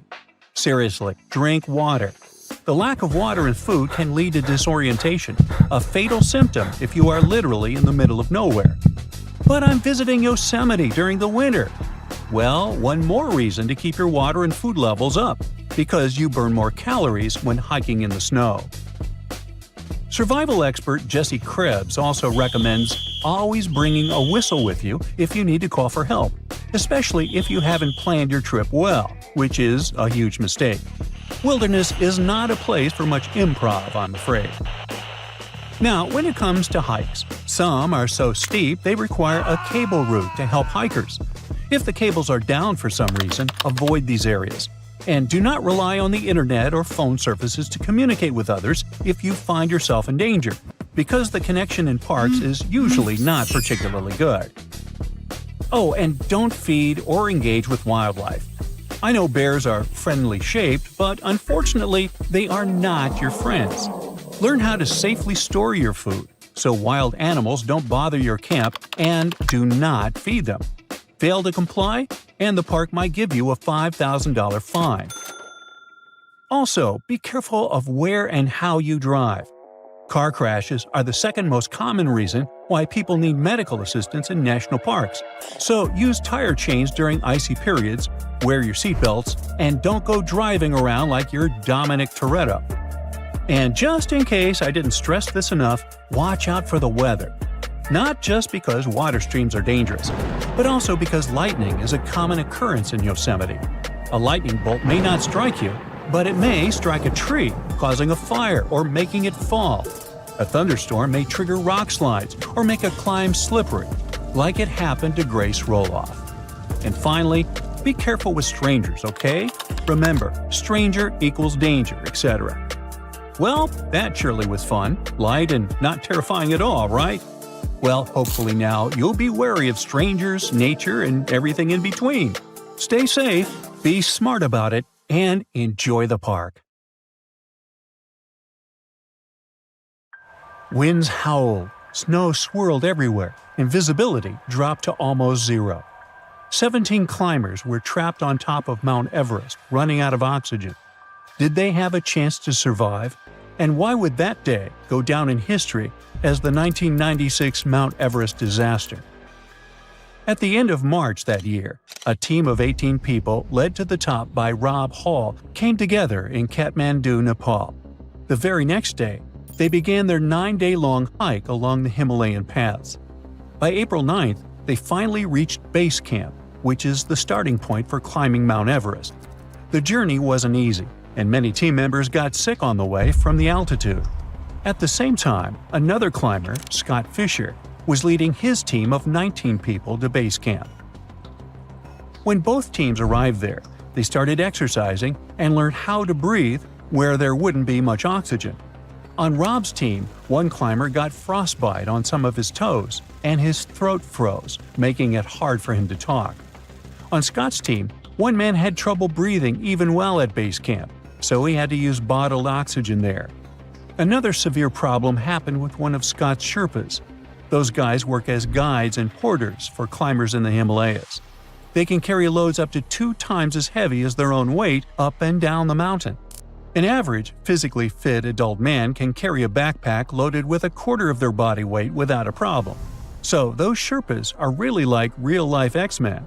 They've also developed the superpower to survive low-pressure, low-oxygen conditions at high altitudes. Scientists suggest it's because they have lower oxygen concentrations in their blood and more oxygen flows to their muscles. It could also be their genes. In either case, one of Scott's superhuman Sherpas got sick and could barely breathe because of the thin air. He was forced to return to the hospital, but passed away several weeks later. Sadly, it wouldn't be the only demise on that tragic ascent. The teams pressed on and departed base camp on May 6th and reached Camp 2 on the same day. 3 days later, they made their way to Camp 4, the final camp before the summit. The plan was to climb to the summit and return to Camp 4 within 18 hours. Staying too long at such high altitudes, especially without extra oxygen, could be very dangerous. Meanwhile, one climber from another expedition that was also on its way to the top stepped out of his tent without properly attaching the sharp spikes on his boots. Without them, he slipped and fell into a deep crack in the ice on the steep part of the mountain.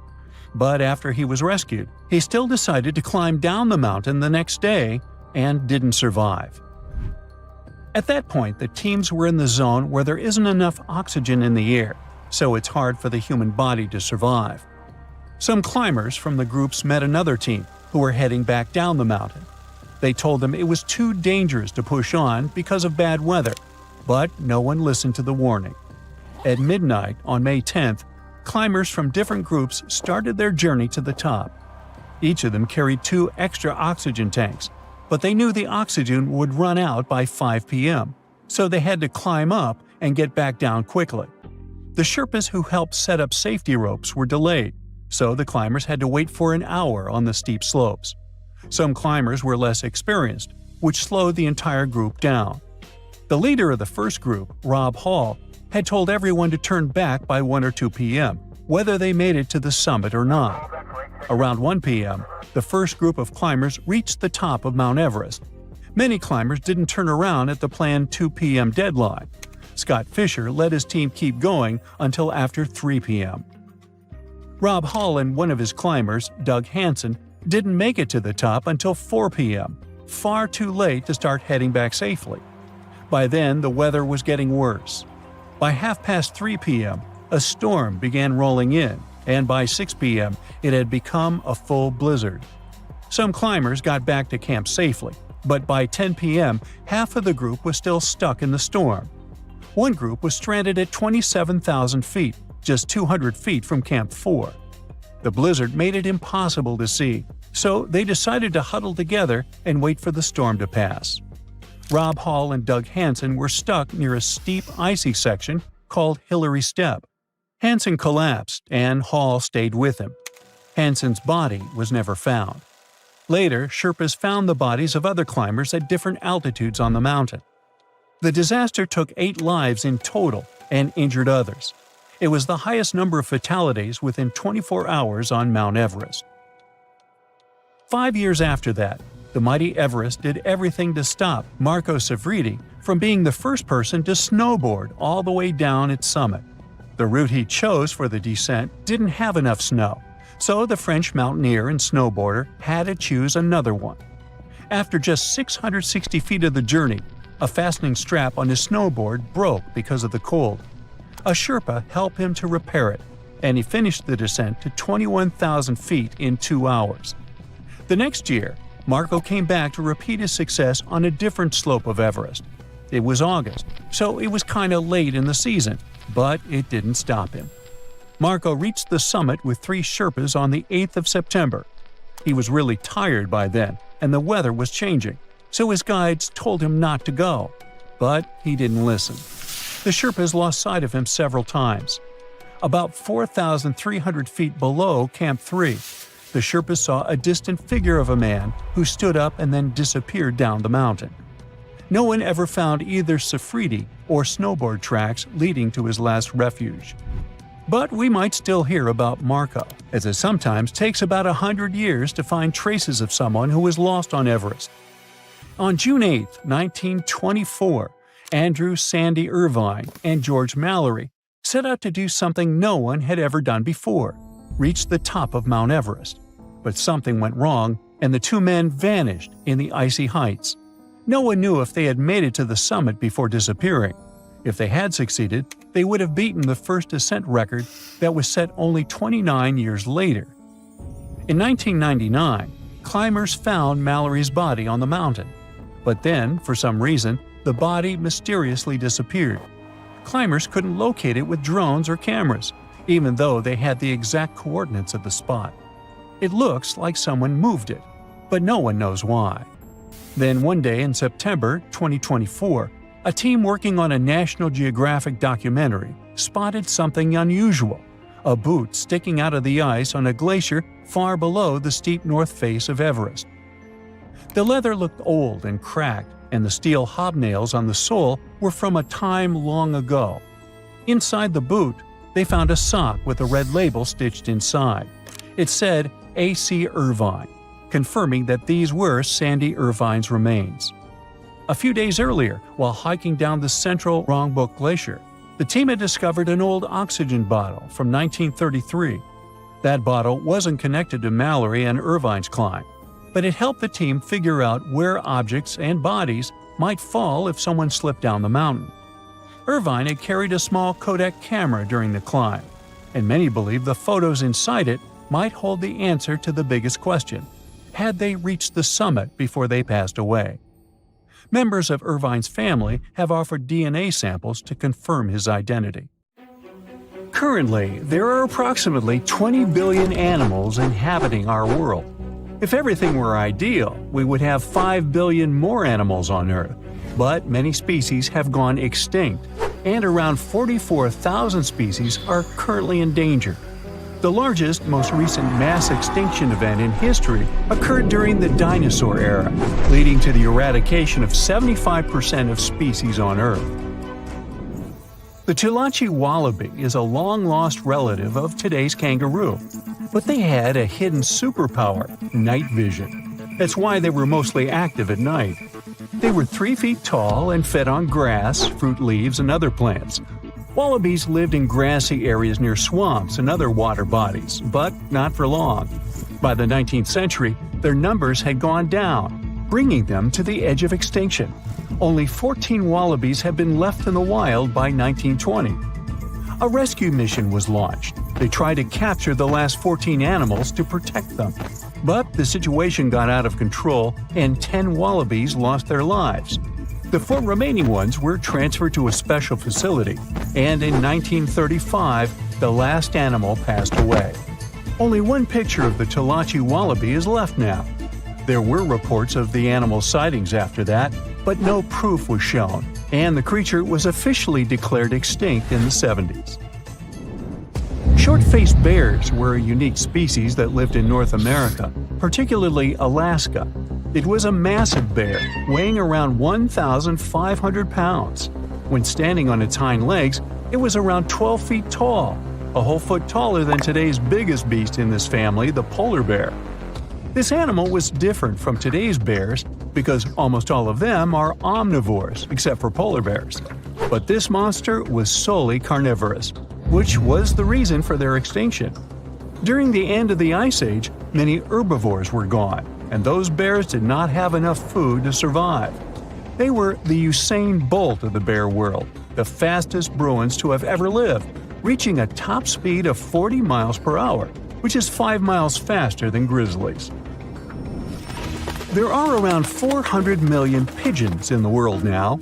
Some time ago, in America, a species of birds called passenger pigeons were abundant throughout the country, especially in the eastern forests. There were more than 1 billion of them, but they went from 1 billion to 0 in a few years. They had small heads and necks, but long tails and wings, and strong breast muscles that allowed them to fly super long distances.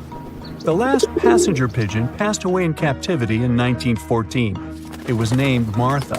With that, the ecosystem in the U.S. has never seen this bird again. Now, elks are enormous animals, but they look tiny when you compare them to long-gone Irish elks. That elk was around 7 feet tall at the shoulder with a humongous antler of 12 feet. Today, elk are only 4.5 feet tall at the shoulder and have around 4-foot-long antlers. Despite its name, this elk was found all over the world, from Asia to Europe. It got its name because, in Ireland near Dublin, researchers found a perfectly preserved specimen. Since then, it's been called the Irish elk. The last one passed away in Ireland. The main reason for their disappearance was their inability to adapt to changes. When the Ice Age ended, the elk could not survive and became extinct. Now, somewhere deep in the forests of Costa Rica lives the interesting-looking golden toad. It was discovered in 1966 in one particular spot where all toads would gather to mate. In 1967, a large population of this golden nugget was noted in that same spot. But the following year, only 10 to 11 toads were seen, and the year after that, in 1968, only one lonely male toad showed up at the spot. For years, there were searches for golden toads. In 2004, the toads were officially declared extinct.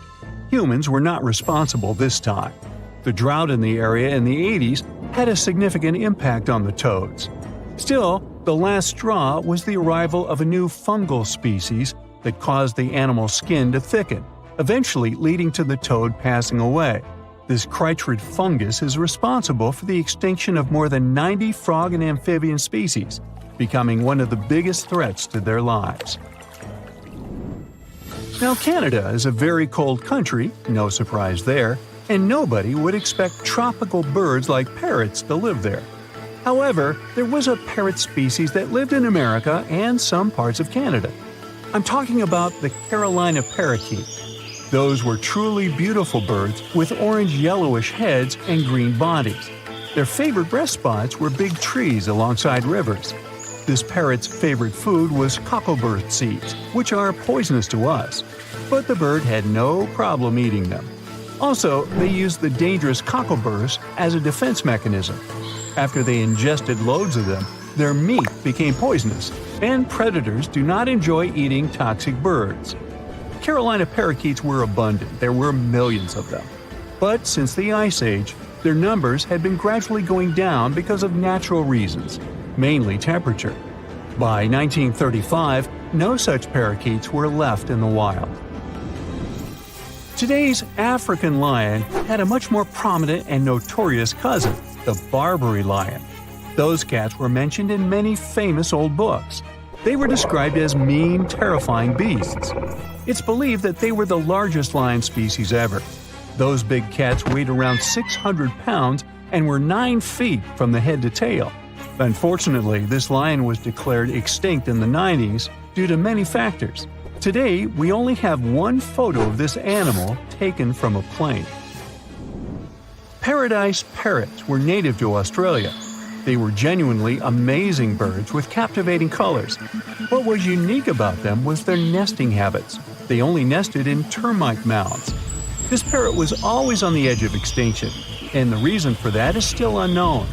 Mice, rats, and other animals also hunted them, and it added fuel to the fire. The last bird was spotted in the year 1972.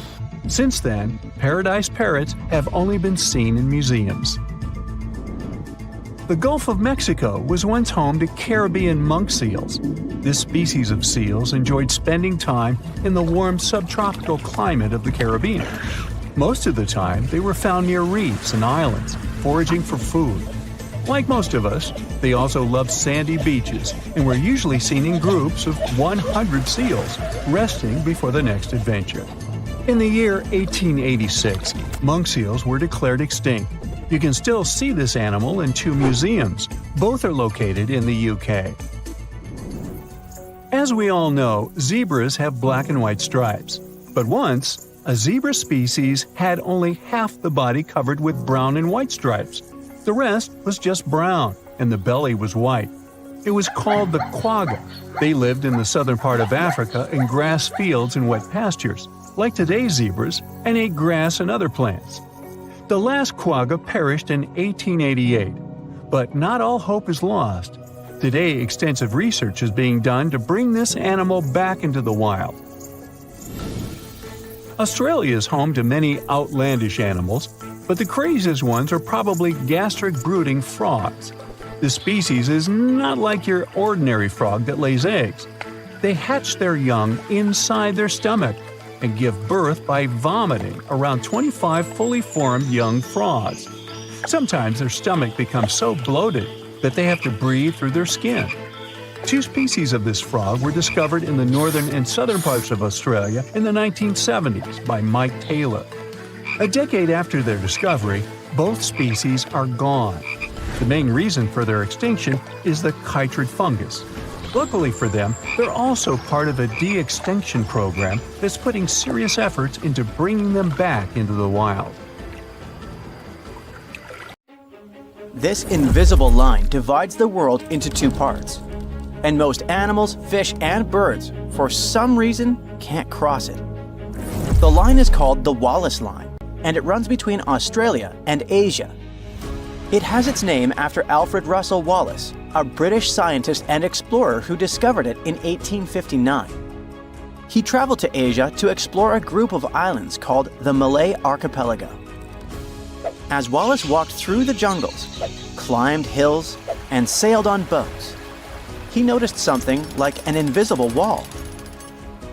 On its west side, in places like Borneo and Sumatra, he saw animals you might find in Asia. There were big rhinos munching on leaves and monkeys swinging from tree to tree.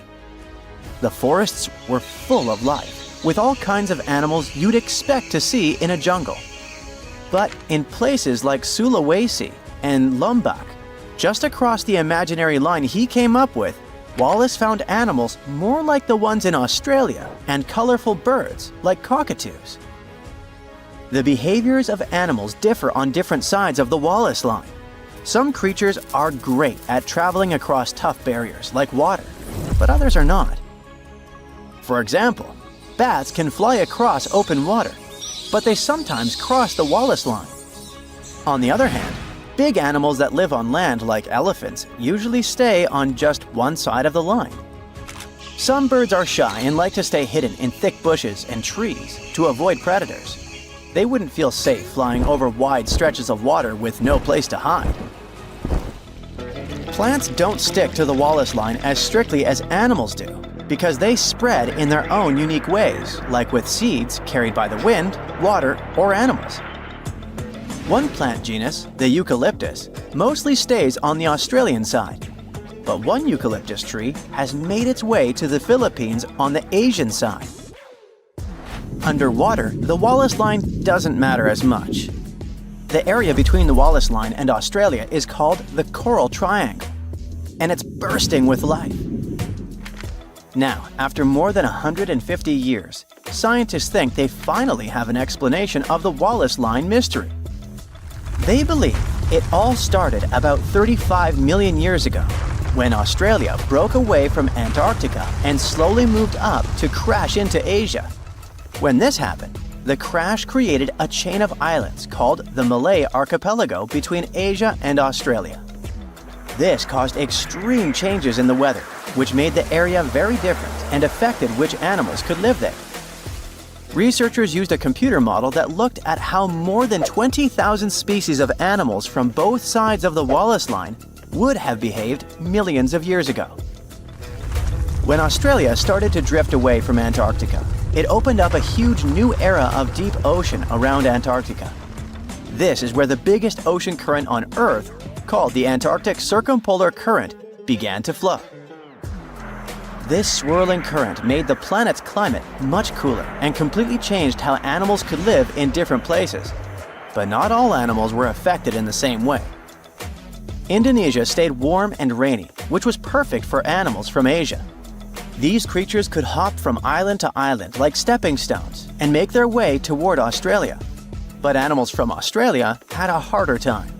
Over millions of years, they had gotten used to living in cooler, drier places. so the tropical islands didn't suit them as well.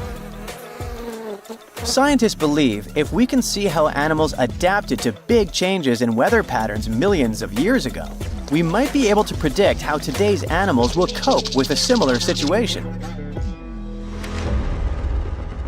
Other scientists after Wallace also tried to describe and explain the invisible natural border between Asia and Australia, and came up with their lines.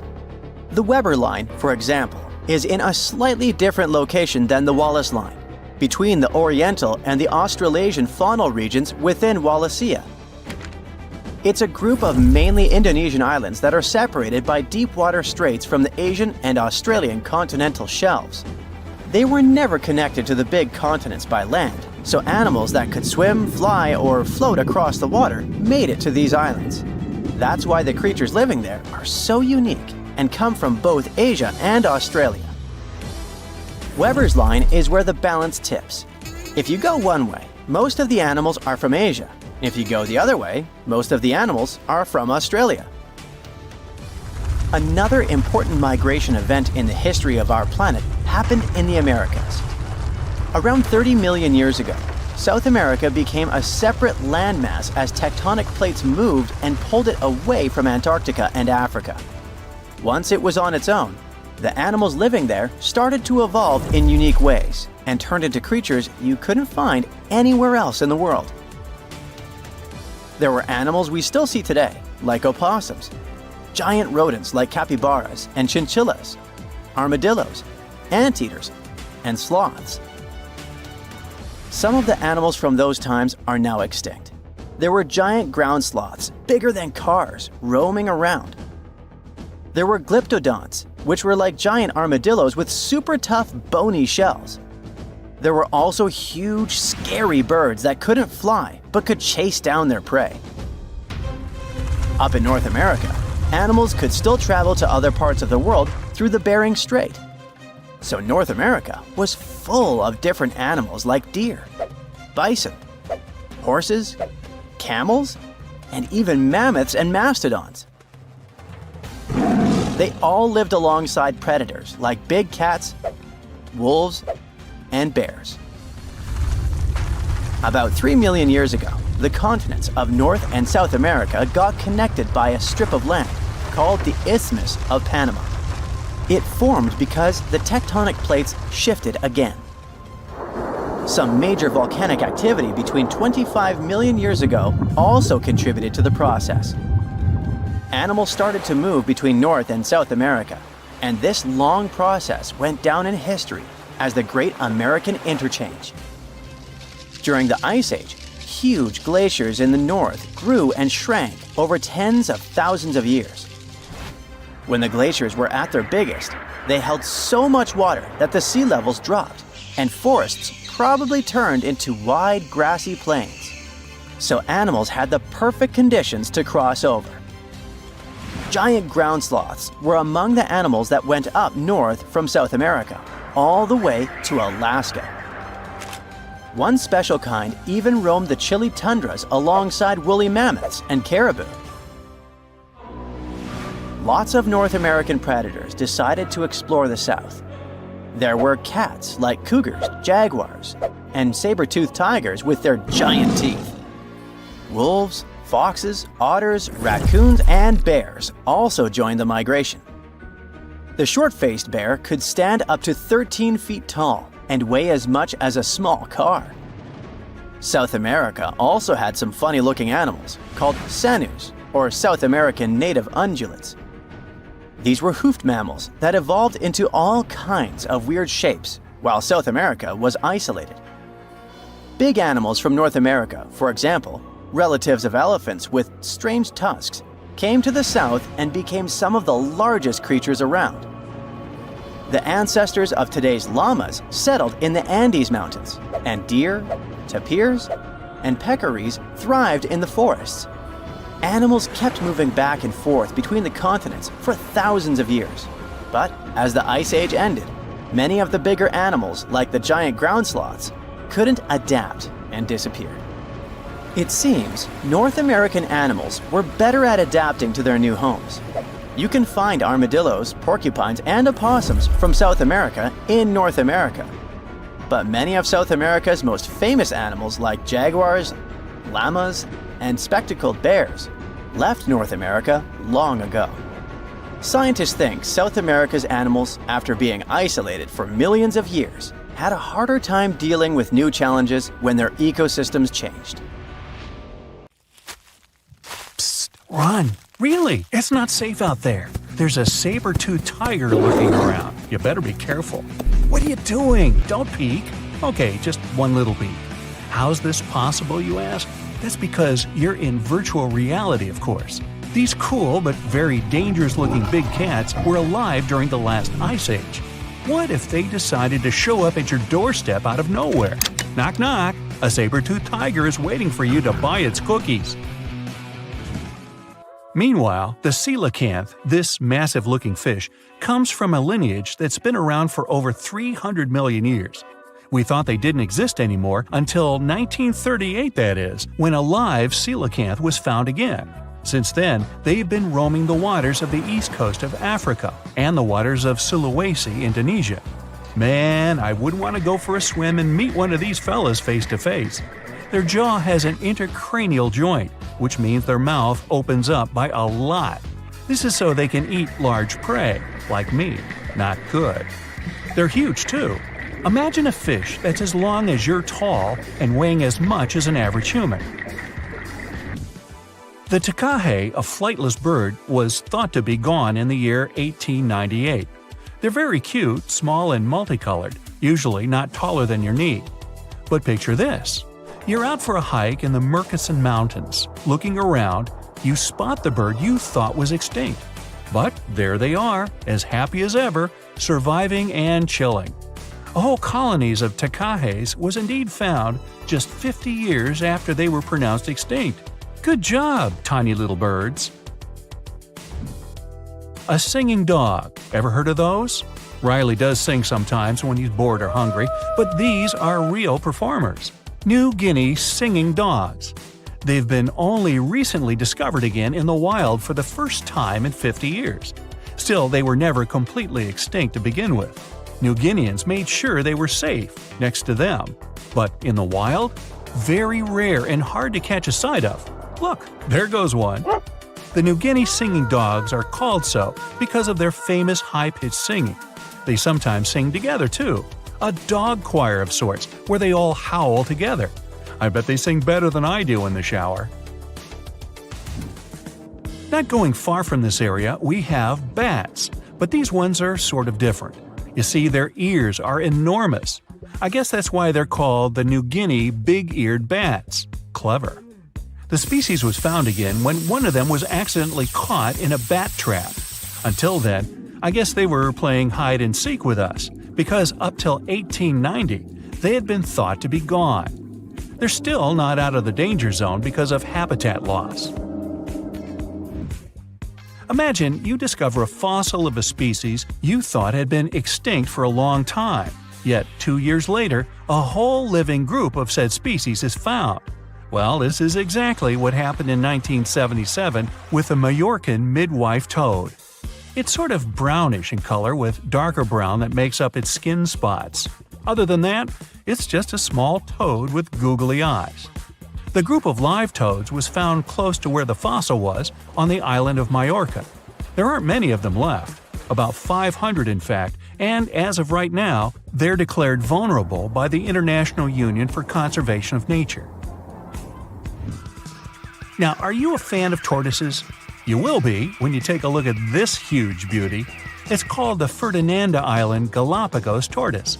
It hasn't been seen since 1906, but on February 17, 2019, we were finally able to look at one of these beautiful creatures. It's probably out there with a few of its mates right now, but they also don't allow themselves to be seen. We only know they exist because there's a few tracks and scents. With yet another frog, we have the horned marsupial frog. They're out and about in Ecuador, in the Chocó forest to be more specific. They're called this way because of their distinctive horns directly on top of their eyes. You know the pouch kangaroos use to carry their offspring? Well, the female horned marsupial frog also has that, except it's on the back, so it acts as sort of a backpack. They develop their embryos there, and when they're ready to come out, they hatch as complete infants, unlike regular frogs where they start out as tadpoles. One more toad, the starry night toad or harlequin toad. They're black and covered with loads of white spots all over them. Lost for 30 years, it was discovered back in 2019. Picture them as big bodyguards, water bodyguards to be exact. Oh, that's a very big toad on your screen. Well, for the Arhuaco people, that's exactly what they are, guardians of water. They also have their own name for them, Guna. Sounds like a cheese. When scientists found them yet again, they came across 30 of these little creatures, but initially, they were expecting only one. Well, what a nice surprise. Here's a tiger for you, although it doesn't quite look like your typical tiger.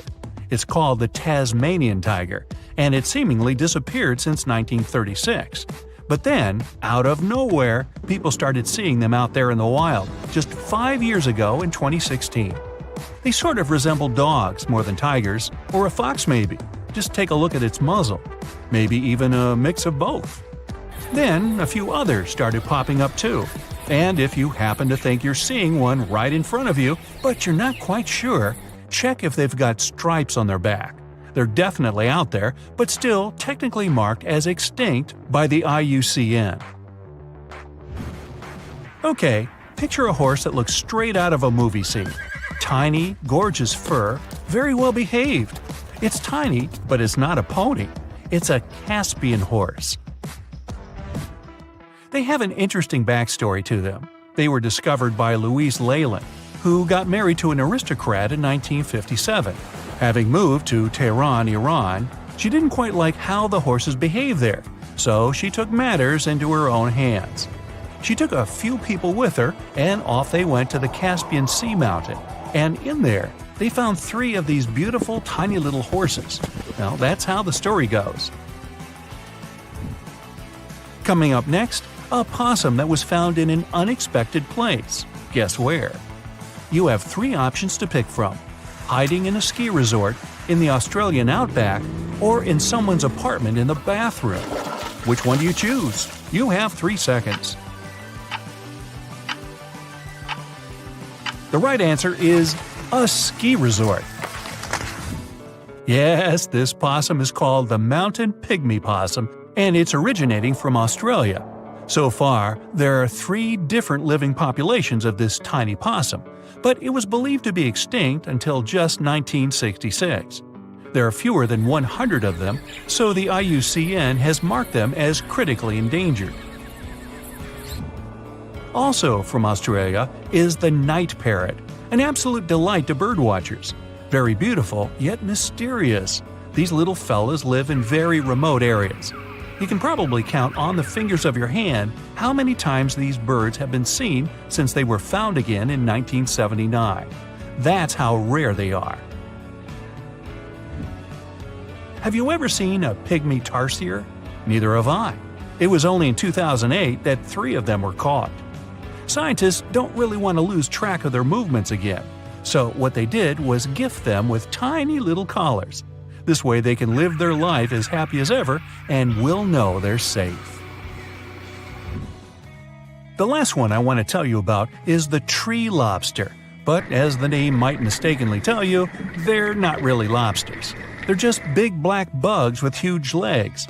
Their extinction story is a sad one. In 1920, a cargo ship got stuck on Lord Howe Island, and it had rats aboard. These rats fled the ship and ran straight to land. Even though tree lobsters are bigger than most insects, they're still relatively small compared to rats. The poor things never stood a chance. Still, in 2004, life shone again for these distinct critters. A pair of Australian scientists were out and about on the island and came across 24 of them. All of them were living beneath one single shrub. Hey, if there's enough space for everyone, it's not small, it's cozy. Bottom line, it's better to be distinct than extinct. Don't you agree? Welcome to the Hall of Monsters. I see you are wearing your protective gear. That's good, because during your visit here, your safety is not guaranteed. So, every step you take, beware, for the monsters you'll see ahead are the scariest ones from Japanese folktales. If they don't haunt you during your visit, they sure will haunt your dreams. And let me tell you, no anime you have watched could have prepared you for this. I already see doubt and fear in your eyes. So let's begin our tour before you lose that little flicker of courage left within you. There's no better monster to greet you than the Naparabo. You might not notice it, but it is happy to have new victims. I mean visitors. Naparabo looks like an ordinary human being in almost every way. That is why it can blend in seamlessly with human society.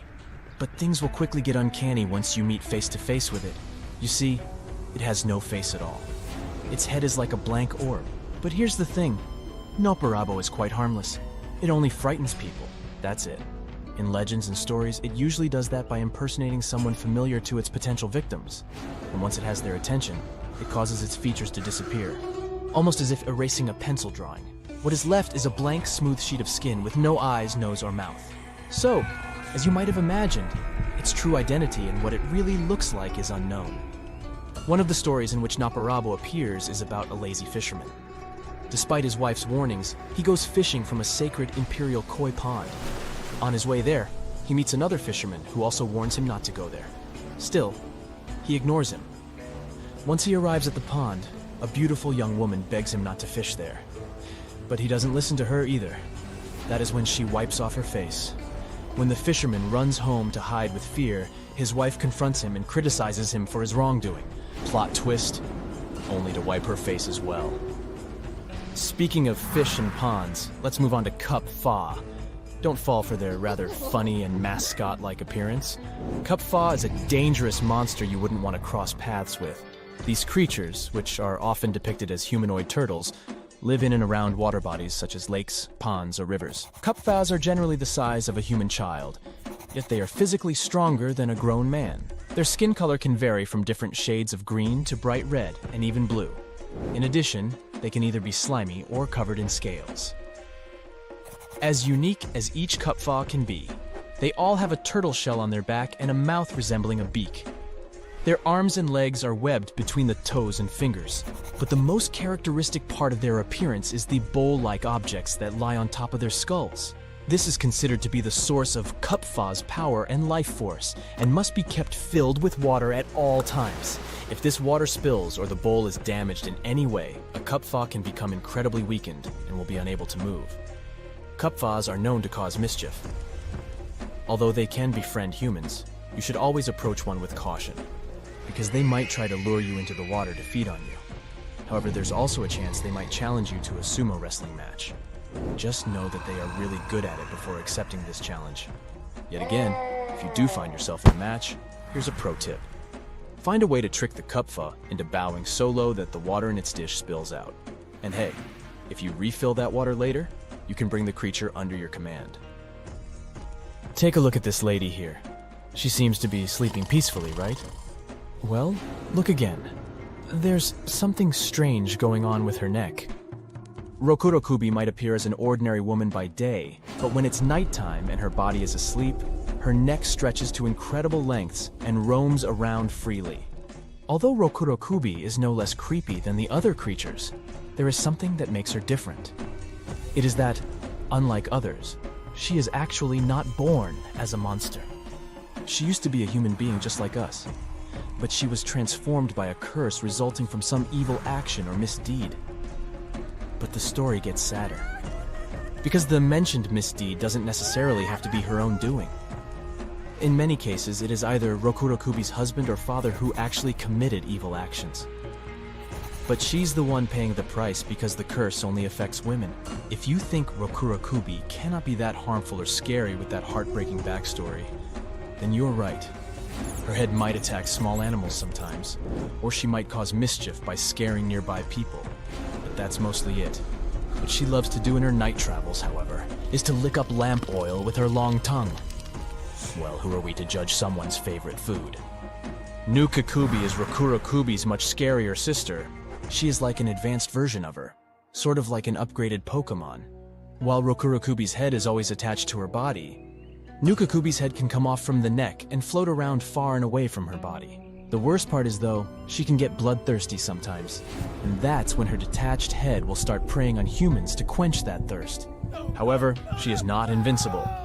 It is believed that if her body moves by any chance while it is sleeping, and her head is still floating around as that happens, then her head cannot return back to the body. Hope that comforts you a bit. You see a roll of cotton. I see a life-threatening monster. According to Japanese folktales, especially the myth of Tsukumogami, inanimate objects receive a soul, therefore become alive and self-aware after serving their owners for 100 years. Although they are usually harmless, they might tend to play small pranks on people. Yet again, they still have the capacity to get angry and vengeful, especially if there are people who threw them away or didn't treat them well. They might group up to take revenge. Ittan Momen is one of those object monsters. These possessed long and narrow sheets of cloth which were used to make clothes can be seen flying through the night sky. They are often malicious and attack people by wrapping their bodies around a person's face and neck, strangling or smothering them.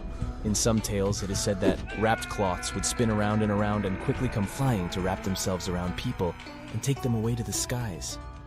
Joker's laughter is gonna sound like music to your ears once you hear this lady's. Waruhion is a female-looking monster that lives in the mountains, but despite her non-threatening appearance, meeting one will actually put you in a really dangerous position.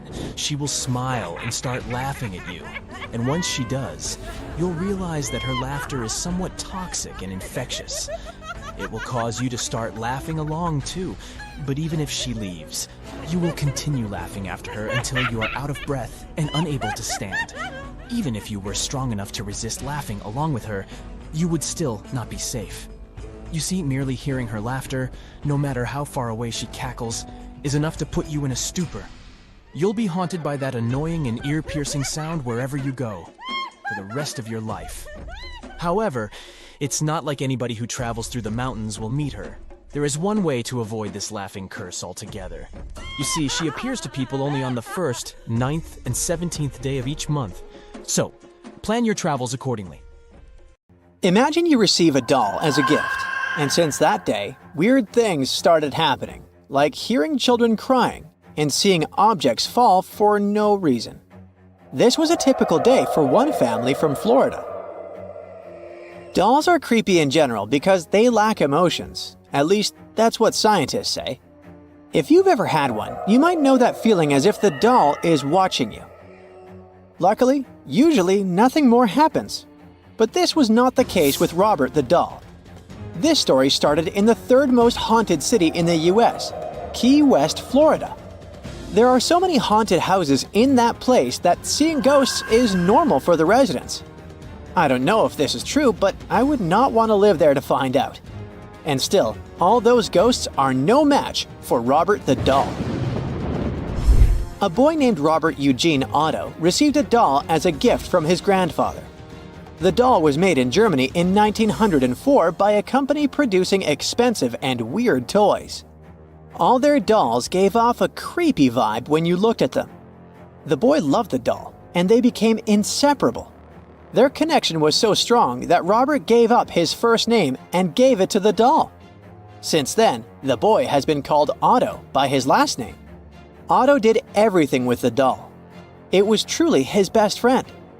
They were playing all day together.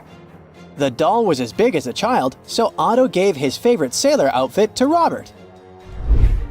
Nothing good lasts forever, and their friendship with Robert ended. Otto blamed Robert for a very bad thing that happened in the house, like glass falling, doors randomly opening, and other unusual things. But of course, the parents were not buying the story. One night, the parents heard loud screams coming from Otto's room and immediately rushed in. They saw Otto holding Robert by the neck to stop him from moving and trashing the room. On another occasion, Otto woke up and saw Robert sitting on the bed. Furniture moved, books fell, toys were ruined. The scene was like a horror movie. The parents woke up and thought they were getting robbed because of the screams and the loud noises coming from Otto's room. When they entered, they were shocked to find Otto hiding in a corner with a terrifying expression on his face and Robert the doll sitting peacefully on the bed like nothing had happened. From then on, things worsened a lot, and there was more and more paranormal activity. Otto was hypnotized by the doll and started treating it like a regular person, spending hours speaking to it. They were talking all the time. The parents became concerned because when they heard sounds coming from the room, they would enter and ask Otto who he was speaking to, and he would point to Robert. Sometimes, this crazy doll would get angry and throw things around, and when the parents entered the room, everything would calm down. It wasn't unusual for the doll to get so angry that it would start breaking toys, removing their eyes and limbs. Robert would also randomly start throwing furniture around. If you want to say that the kid did this, you should know that he was young and could not have moved and thrown around furniture like that. It would be almost impossible for a small child to do that alone. The paranormal activity spread like wildfire throughout the neighborhood. The neighbors started experiencing unusual things, but it seemed like only kids were affected by ghosts. Otto's house became the main attraction in the community, and when the boy was at school, the doll would appear in the window when kids were crossing the street in front of the house. Children would report seeing the doll for a second, and the next second, it was gone. Robert was waiting for his friend Otto to return from school. One day, they had a plumber over to fix the leak in the bathroom. There was nobody at home, and the plumber was doing his job when he suddenly heard a child laughing. The sound was coming from Otto's room. The man thought he was alone, so he went to investigate. And the big surprise was that the room was empty, and Robert was sitting on the window with some toys in his lap. The plumber left the room feeling on edge. After some time, he heard some commotion coming from the room. He rushed to see what had happened. The toys that had previously been on Robert's lap were thrown into the middle of the room. The plumber didn't know what to think of this weird situation. When Otto grew up, he moved to New York and Chicago to study art. Later on, he went on a trip to Paris, where he met a girl whom he married later. Otto didn't remember about Robert until he and his wife moved back to the US and bought their own house. Otto visited his parents to take some of his stuff back, including Robert. Taking back the doll that used to haunt you as a kid was probably not the smartest thing to do. When he returned home, Otto placed Robert in the attic and decorated the room like a kid's room. He gave Robert toys to play with. He would also visit and talk to him almost daily. Understandably, his wife wasn't happy about Otto's behavior. He seemed to spend too much time with the doll, and she was really creeped out by it. His wife told him that he must do something about it, and Otto had no choice but to lock the attic door. This move made Robert angry, so the doll, despite being locked up, would appear in other rooms in the house. Some people said that when they passed by the house, they saw the doll's glass eyes follow their movement. Others reported seeing the doll in one window, and the next second, Robert would move to another spot. But as always, Robert's favorite place was the upstairs window facing the road. He would sit there like he did years ago and wait for Otto. Robert didn't like having guests over. He terrorized anyone who would enter the house. When Otto and his wife invited guests, Robert would move furniture and throw objects around the house. This was not fun for the guests. When they tried to sleep, Robert would appear on their bed and watch them.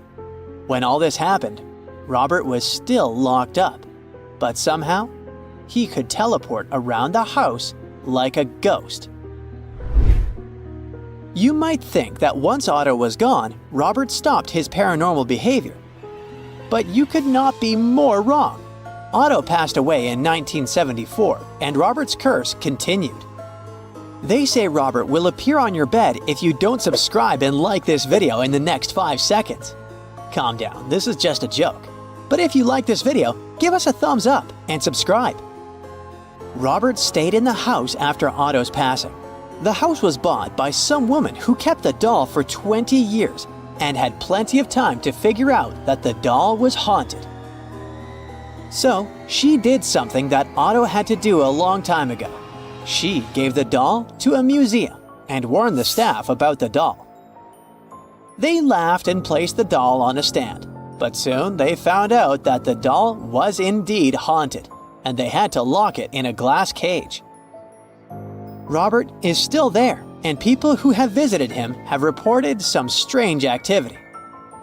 Something terrible might happen if you take a photo of the doll without asking for his permission. People don't take this seriously, but later on, if their life goes wrong, they blame it on Robert. The museum workers have received a dozen apology letters asking Robert for forgiveness.